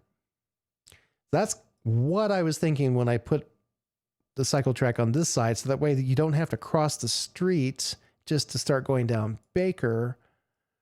It's better to cross the street here where there's not as much traffic. There's not as much conflict point. If you take Peckham, it takes you to the convention center. If you keep on going east on Peckham, here's something else that I got planned. Peckham Lane goes past the south side of the airport to this area here. This has been vacant for years. But before anyone says it, I know there was some kind of a deal to where they're going to start developing tons of stuff here. I don't know why. I don't know why they want to do this. People love visiting this place like a park. They should make it a park. It should make it a park. It's near a dry creek. So that means that it's called the Boynton Slough, actually. But it's also listed as a dry creek. That creek is not always dry. It could feed a pond. It could have some utility there. Why would I want to have a park here? Because right 2 blocks away, you're at the mall. I would call this place Meadowwood Park. Nice name. Right next to Meadowwood Mall. This entire area here is being utterly destroyed with nothing but heavy industry and warehouses and fulfillment centers. I know that Airway Drive was created to solve a connectivity problem from Moana and get down here to Longley. Used to be a nice, beautiful little rural area before they destroyed it, but I can understand how come Airway Drive needed to be created. But now that it's created, there's a lot of fast through traffic going past here. It's a big place. I mean, look at this. It would be as big as the mall, and it would be beautiful. I really feel like that they should make this a park. They have trees there that are decades old. Well, that's my dream plan. We'll see what happens. So, okay, East Peckham. If you want to get to Meadowwood Mall from Peckham, you go down along Smith Ridge Drive. You go past the former Toys R Us area, Trader Joe's, all of this shopping center. There would be a bike stoplight here, crossing across, and then it connects you directly to Meadowwood Mall. And once again, cutting through all of the parking lot, you go in between these 2 aisles, you create room for bikes in between those 2 parking spaces there. It'll work, trust me. The cars are facing each other, and then you just put a pathway down the middle. And you're right at one of the entrances to the mall. 180 degrees from that, the same thing happens. Connects you to Neal Road. This has a lot of college stuff, TMCC stuff, and there's a women's center here, and there's it's a very odd place because, like I said, Airway Drive was put in, so what used to be just kind of like this little rural community with farmhouses and everything, it's kind of like in this awkward place. I anticipate eventually that this place will probably get redeveloped and turned into more commercial space. I really kind of see that happening. Or housing. I could actually imagine more housing here. See, that would be really cool. I think this area here that they want to bulldoze, they want to turn it into housing, but they're literally underneath the path of the airplanes, the jets taking off. Who the hell's going to want to live here? I don't get it. So it would actually be better and easier for them to have places to live here, and they would be next to a mall. Doesn't that strike anyone as a better idea? So Marvel Way and everything. There's a Wells Fargo bank here. Yeah, there could be more housing here instead of here. We'll see what happens. Plus, the other thing too is that it creates this trapezoid block, right? So that kind of helps out the whole connectivity thing. I thought hard and long about how to try to make this portion of South Virginia Street bikeable. I avoid it like the plague. The reason why this line comes from here to here is because this is where the bus station is, the bus stop. And then on the other side, there's another bus stop. When you get off the bus, if you're on a bike, you need to have a bike path to get away from from South Virginia Street here. Not down it, away from it. Which is why I put these two bike paths here. This is horrible. Has anyone ever tried walking as a pedestrian underneath the freeway here? It's absolutely horrible. But it needs to have connectivity. That's the only way that there's a way that they can fix it up. But anyway, this connects to South Sierra Rose Drive, which has a lot of doctor's offices here. Also, there's a Lowe's, Red Lobster, and that connects up to Talbot, which connects up to the Walmart. See what I did there? So this creates a block here. This creates a block here. It's fractured. I don't feel comfortable with this. I wish there was a line that I could have coming down here. I'm just trying to, it could work. It could work. It probably should happen. Just this place is so horrible to cross with your bike. It's absolutely dreadful. I don't see many people do it. They would really have to restructure. I have to envision what they would do with this intersection. But for now, I'm just going to, let's see here, make a line from here.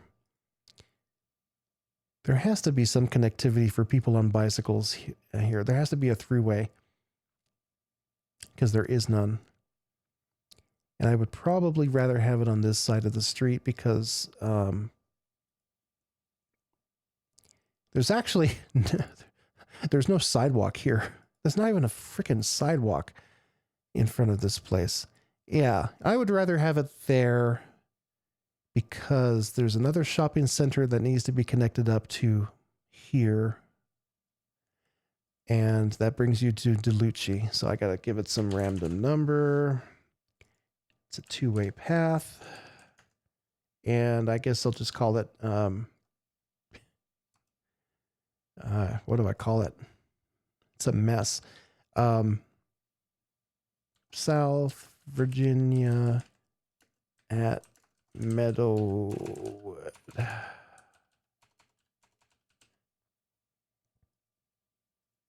It would work.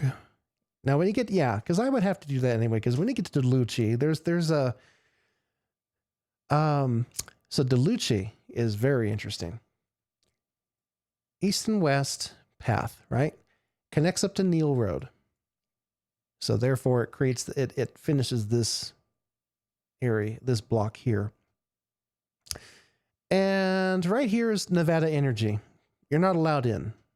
Well, yeah, technically you could go there, but you have to go through a gate and everything, and it's a bypass. You have to go through security and all that. So I put the bike path going down Neal on this side of it because this passes right by Home Depot and all that.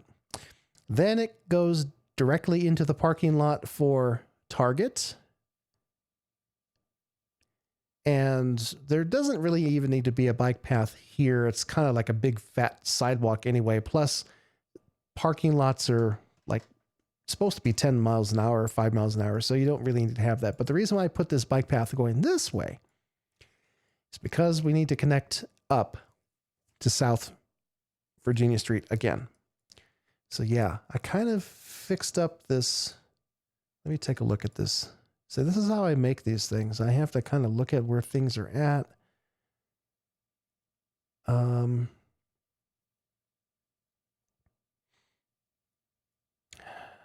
See, South Virginia Street is just a mess. It's so fat. It's so big. No one wants to cycle here. It's this big strode. Okay. Connect from...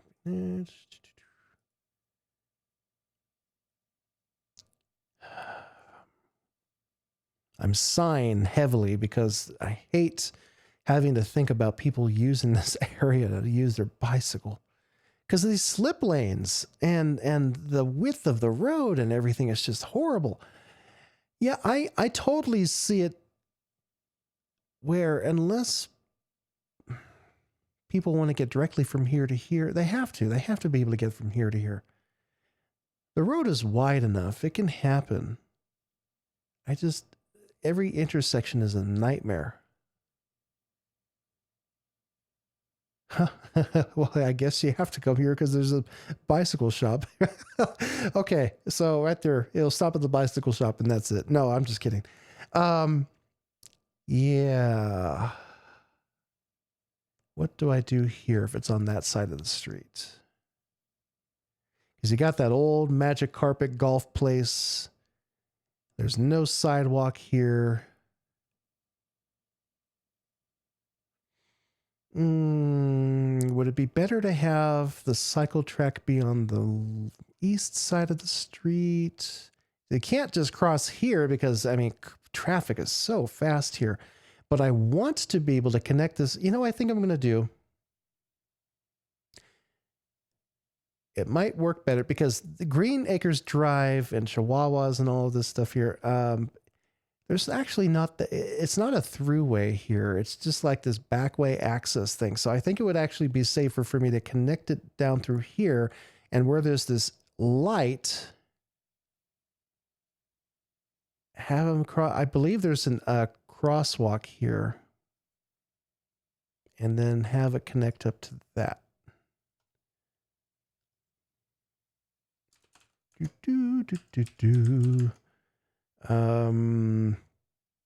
South Virginia. I'm just getting silly with this. It stops at a Dutch Brothers coffee, so I'll just say coffee. Okay. There we go.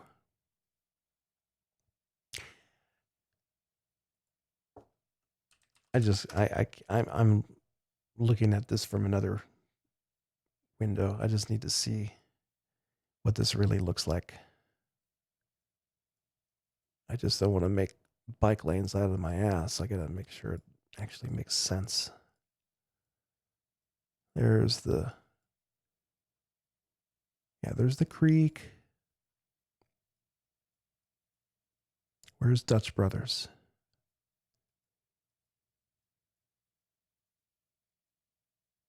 It's here somewhere.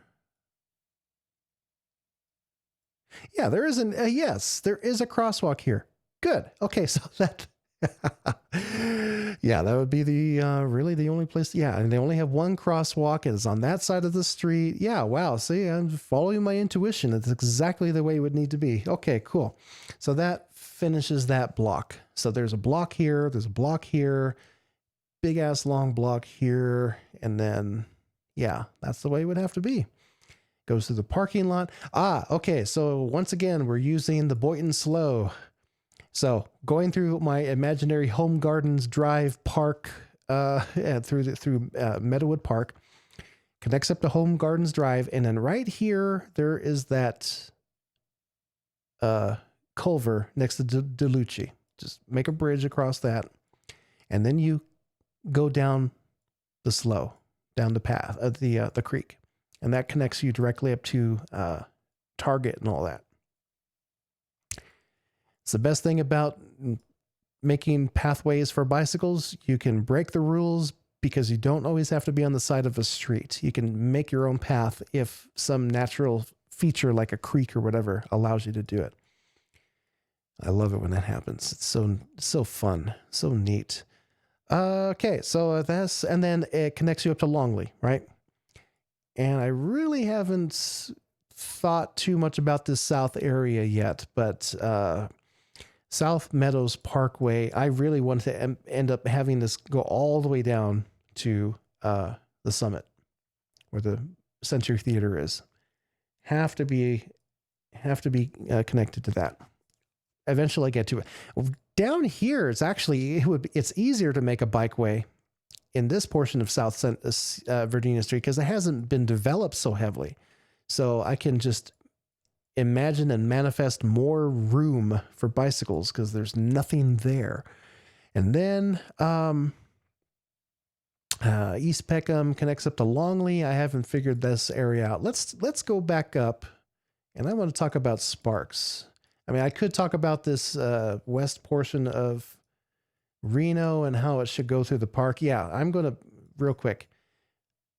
4th Street, tunnel, 2nd Street and Dickerson, crosses a bridge, crosses the Truckee River and goes down either way of the Crooked Mile at Idlewild, which then can take you onward either direction. That's how this works. It's pretty self-explanatory. Not too hard to do because there used to be a tunnel here, and making a bridge here would be for pedestrian and bicycles only. It wouldn't have to be for cars. This bike path already exists, so you don't have to. So it's connecting you to an existing one, basically. Reno High, big fat road here, acts like a drag strip. The original intent was to have Keystone connect here with Foster, and God knows where they were planning on having this go originally, but that's not what they did. So big fat road for no reason, plenty of room for a two-way cycle path. What else is going on through here? Oh, yes. So Idlewild technically is part of that Tahoe Pyramid Bikeway, but I would like to formalize that by actually making a bikeway along it rather than having it be a bike boulevard. It's a bike boulevard that's not even doesn't even have any paint on it currently to signify that it's a bike boulevard, even though it's the Tahoe Pyramid Bikeway bike trail. So when you get to here, Coughlin at Chrisley Coughlin Park, you connect back into the bikeway, the actual bikeway, which then connects you to this homeowners association area here, and then it connects you to Mayberry. From Mayberry, it continues on this way. You go back into the park, and then it goes into the bikeway again. It gets kind of convoluted. You go across into a couple of different parks, across a couple of different bridges. And then what happens here? Oh boy, this one's, you know what? Yeah, this is going to be a fun one. This is the historic River Inn. It used to be, I think it was a Hilton, or not a Hilton. It was a hotel, privately owned. And the private owners of this land, I contacted them and I said, hey, would you like to have a bike trail go through your campground and your hotel? And they said, yes. I said, great. Because right here, at White Fir Street, is it White Fir Street? The Tahoe Pyramid Bike Trail doesn't continue. What people do is I think they go up this street here through this industrial park and they connect up to 4th Street. But what if we just continued it on further?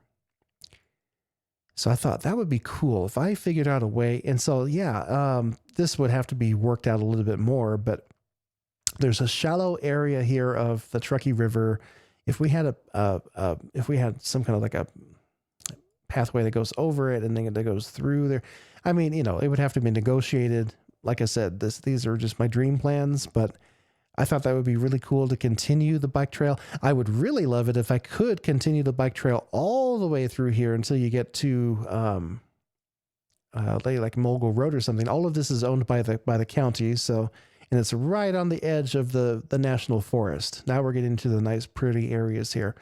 It could be it would actually be easier to connect it up to Mogul Road through here, but I was just trying to like figure out how to connect it up as quickly as possible using existing roads. I mean, there's options. We can figure this out. Beautiful nature trail to be able to ride bikes. And it goes through Silver Ranch Road. And then this is an existing thing, by the way. This isn't just, you know, but I would connect up to here and then connect up to here. And then it goes around here. It goes to Verdi. And then really all these bike paths are for is that way you can get here to the state line. So that way you can buy your lotto ticket. No, I'm just kidding. That's all really what this is for. It's just all for the lotto tickets. Let's see here, up here. This is an important part. This is very important. So, Chrisley Coughlin Park. I think it should cross the river here, connect up to the Truckee River Trail, and connect up to 4th Street here. Because this block has to be finished. There has to be some connection to it. It's very important. All of this is being developed into housing. There needs to be more connectivity for bicycles because this tiny little road only has one outlet. The tunnel was taken away here when they made the train trench.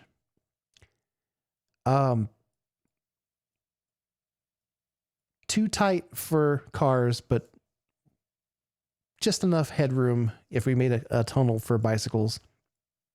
Connect up to 4th Street so they could get to the north side of the tracks. The reason why I'm doing this is because I'm making connectivity for people that live in this area here to get to Reno High School without having to take a car.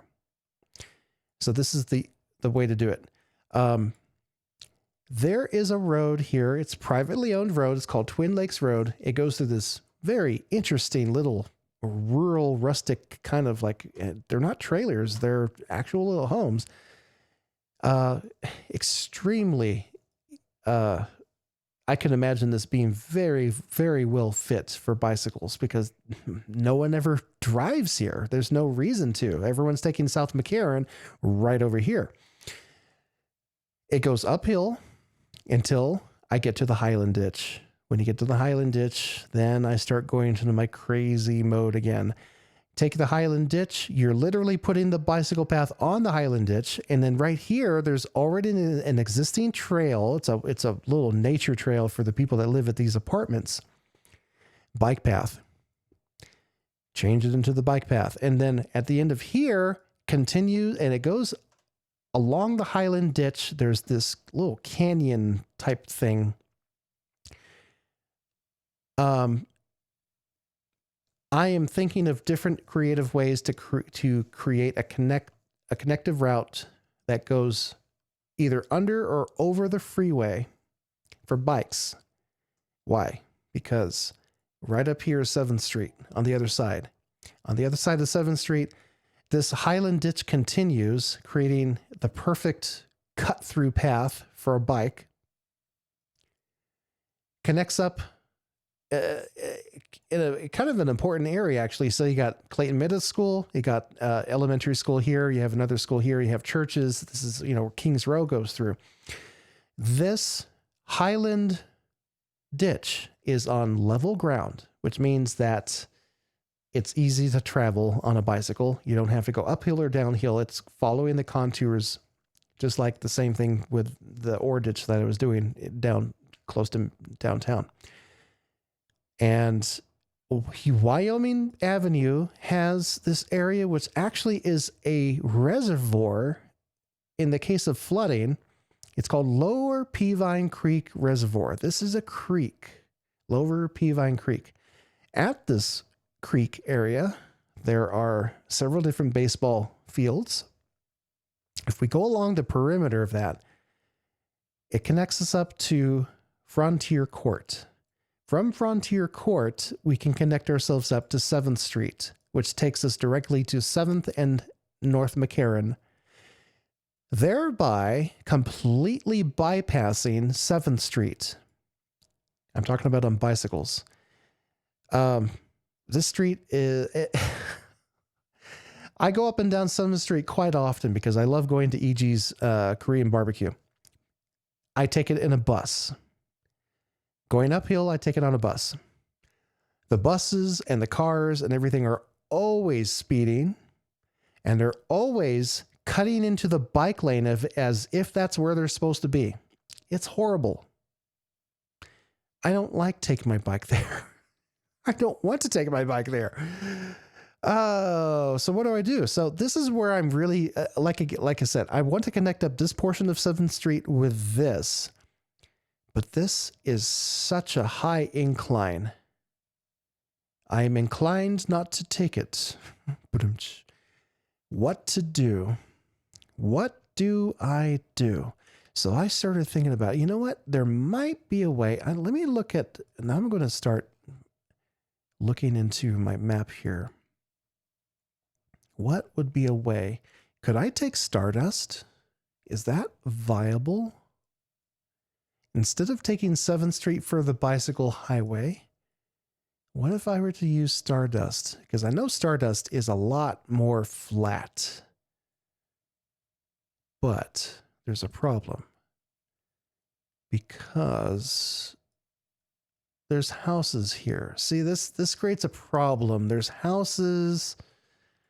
See, I wish I could just use this portion on the outside here, but that's kind of silly. Well,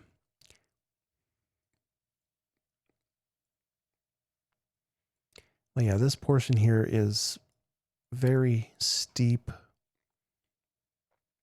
There's not even any bike lanes there right now. And that's the other thing too. It's a 5-lane road. No bike lanes. Bikes have to merge into car traffic here. There's no room to put bike lanes here. I cannot see the pavement being increased to make the bike path on one side. It's an artery. It has to remain clear for ambulances and things. So part of me thought to myself, okay, well, instead of taking 7th Street, what if I divert? And I was thinking maybe we could go up here and take Irvine Park, so yeah, the problem is that there's these cul-de-sacs, there's these winding roads. One way that I could see things working is if we take Elmcrest instead.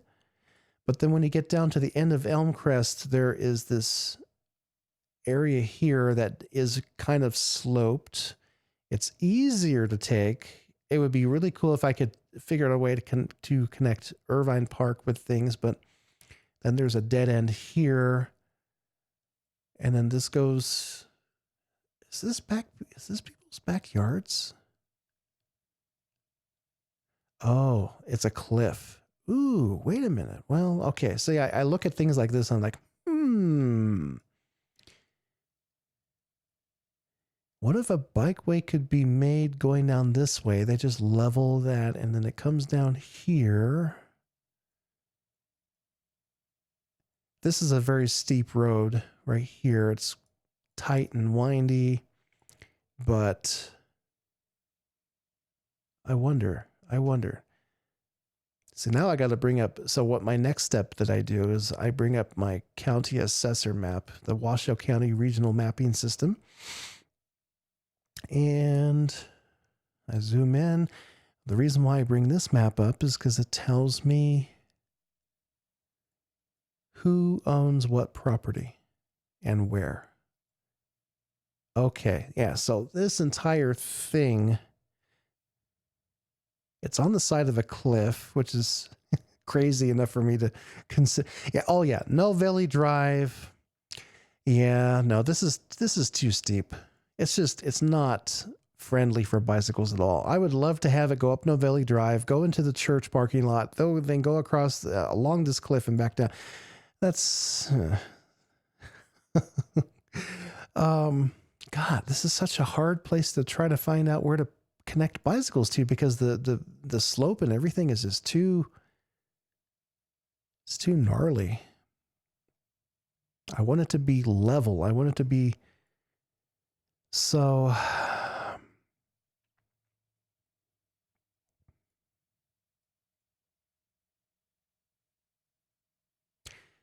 This stuff fascinates when I look at things in it fascinates me, because it looks like that they were thinking about making a road here at one point.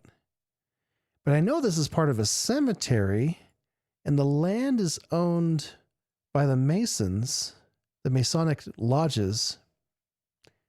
It's a very odd area, and this pond here has to be man-made. I wonder why they have that pond there. I wonder what happens here. What do the Masons do when no one's looking. Okay.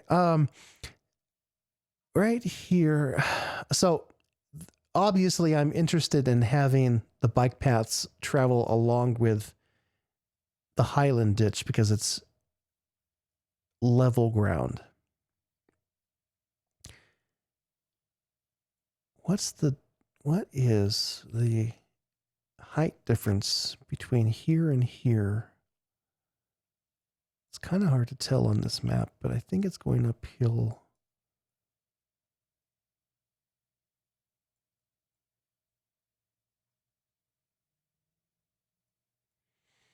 So right there's that little ravine. So this entire area here is like major. There's this little ravine in between here. There would need to be a bridge built. And see how the ditch goes underneath the freeway? If we would have to build like a tunnel under here. But I thought, wait a minute, the Masons have this bridge here. It's already built. That would save a lot of money, but it goes through their cemetery property. I can imagine a lot of objections to that. Plus, I would have to go from, see, they're building all of this housing here. They've leveled out the ground here. There would need to be a bridge over this ravine. But over here, they have fire access roads. And I actually think that they're for like trails, like they're trails for walking here. I would love to take my bicycle up here and see what goes on. And see how this road goes underneath the ditch.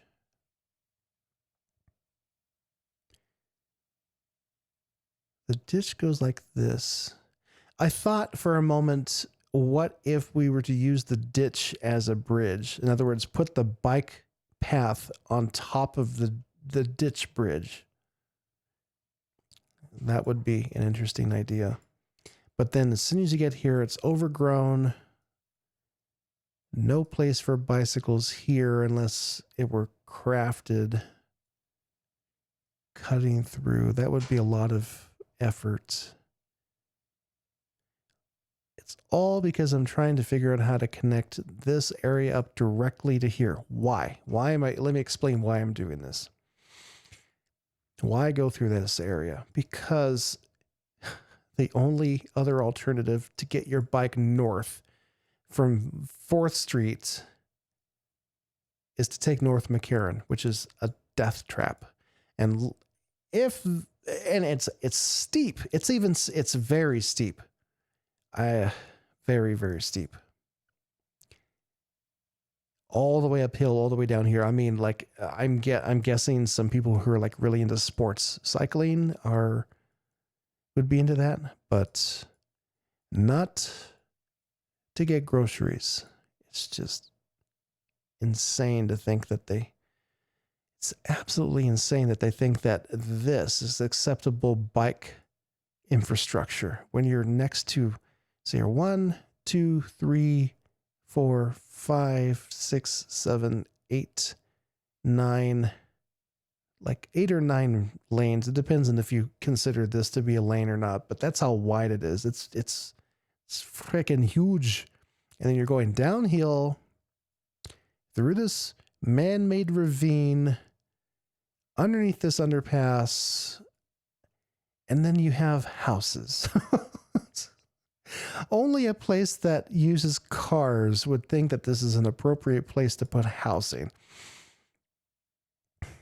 There has to be a way to connect this neighborhood up to bikes and go north. Has to be a north connectivity route for bikes. So let me go back to my map here. This is interesting.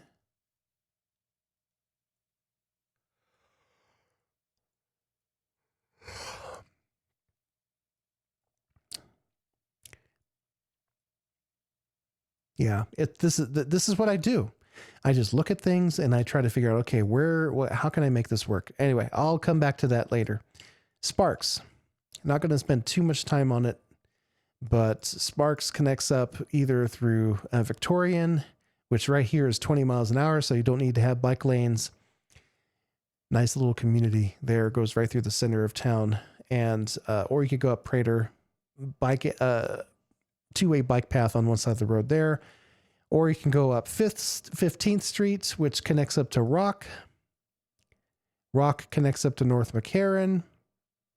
Whittigan Road. Haven't even started talking about Whittigan. That's a whole different subject. Two-way bike path on that street. Goes all the way around.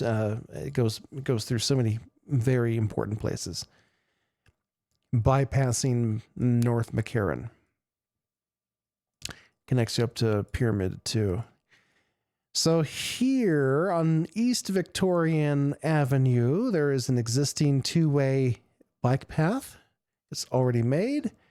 I'm connecting this together here. But right here, North McCarran is not properly connected to South McCarran. That needs to happen. It would be a huge project.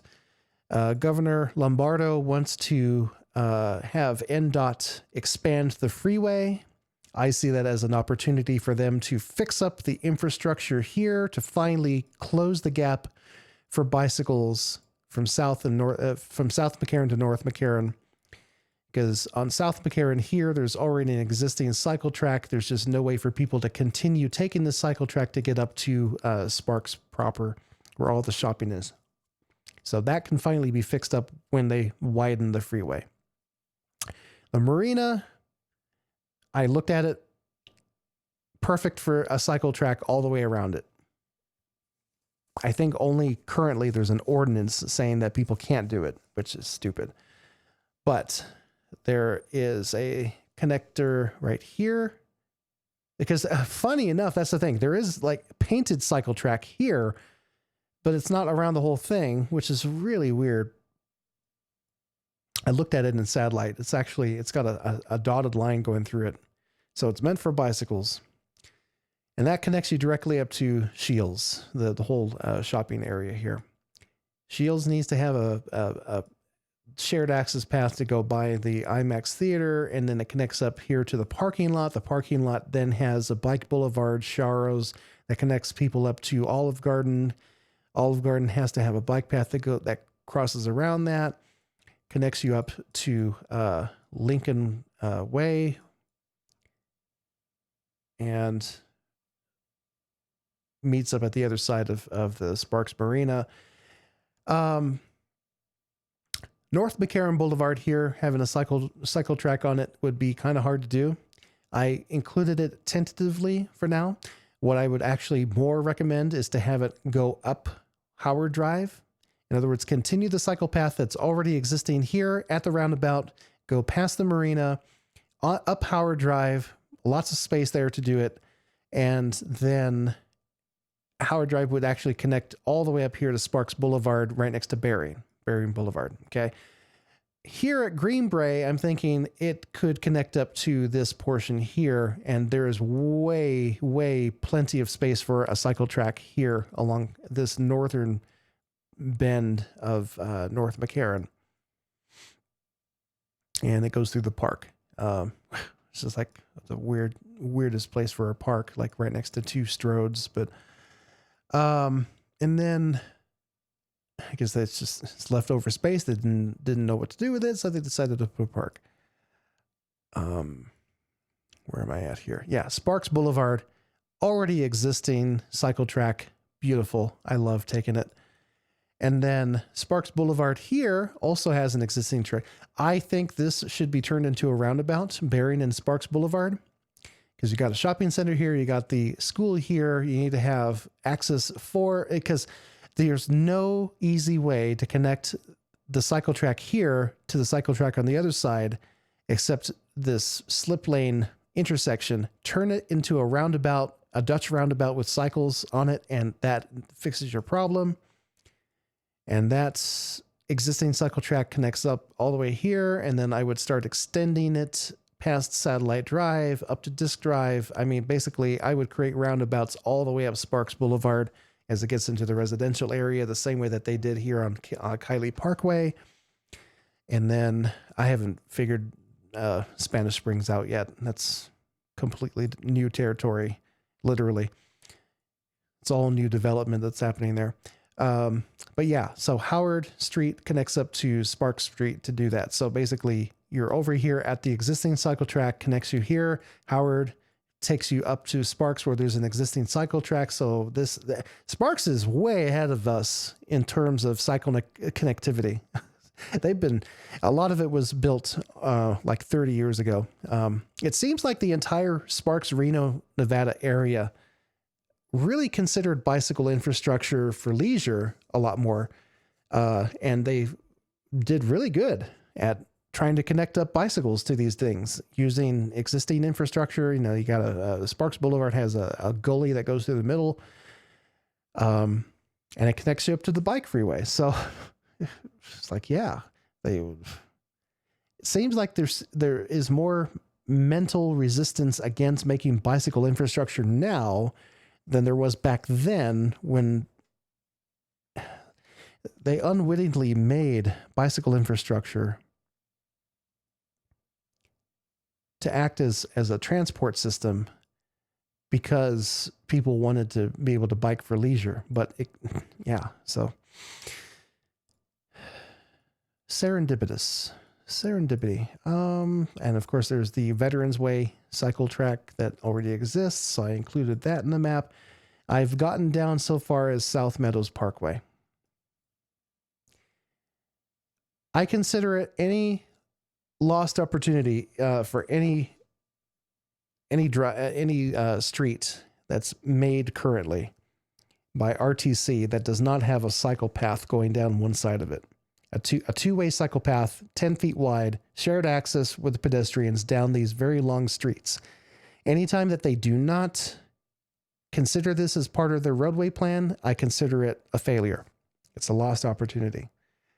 We need to continue doing this. We need to continue making it. The only place that there is no connectivity for the cycle path is here at the airport. I mean, that's a huge area here. Unless they were to consider creating tunnels underneath the airport, just like how they do at LAX, I can't see any way for them to be able to do that. But yeah, so there's the beginning. This is my connectivity plan that I'm creating. I would like to see a way of connecting cycles along the river through Story County, heading to the Gigafactory, and along to Fernley.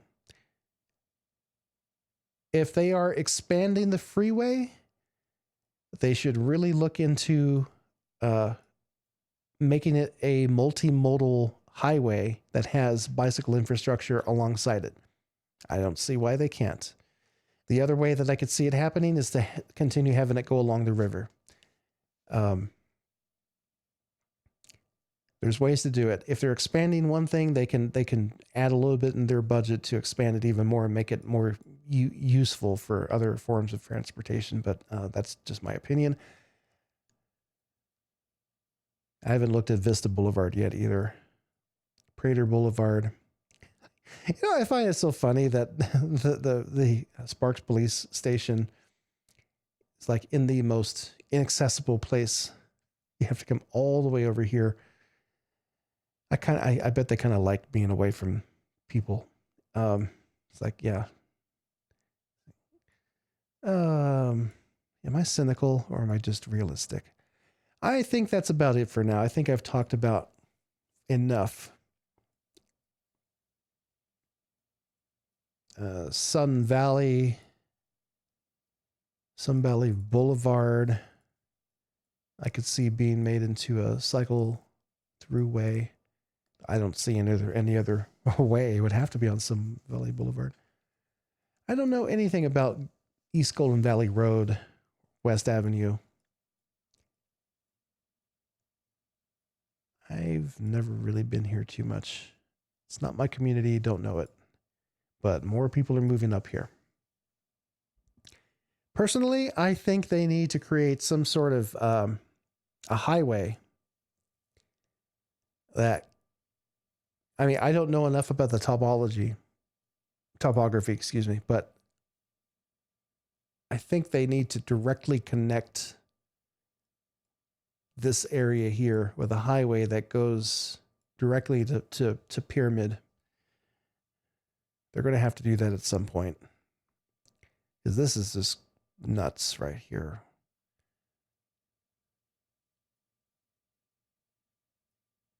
I'll look at that later. Anyway, for all that may have watched this all the way through, I have no idea how long this recording is, but I thank you very much for listening. Oh, it's been 2 hours and 20 minutes. All right. Good night, guys. Bye-bye.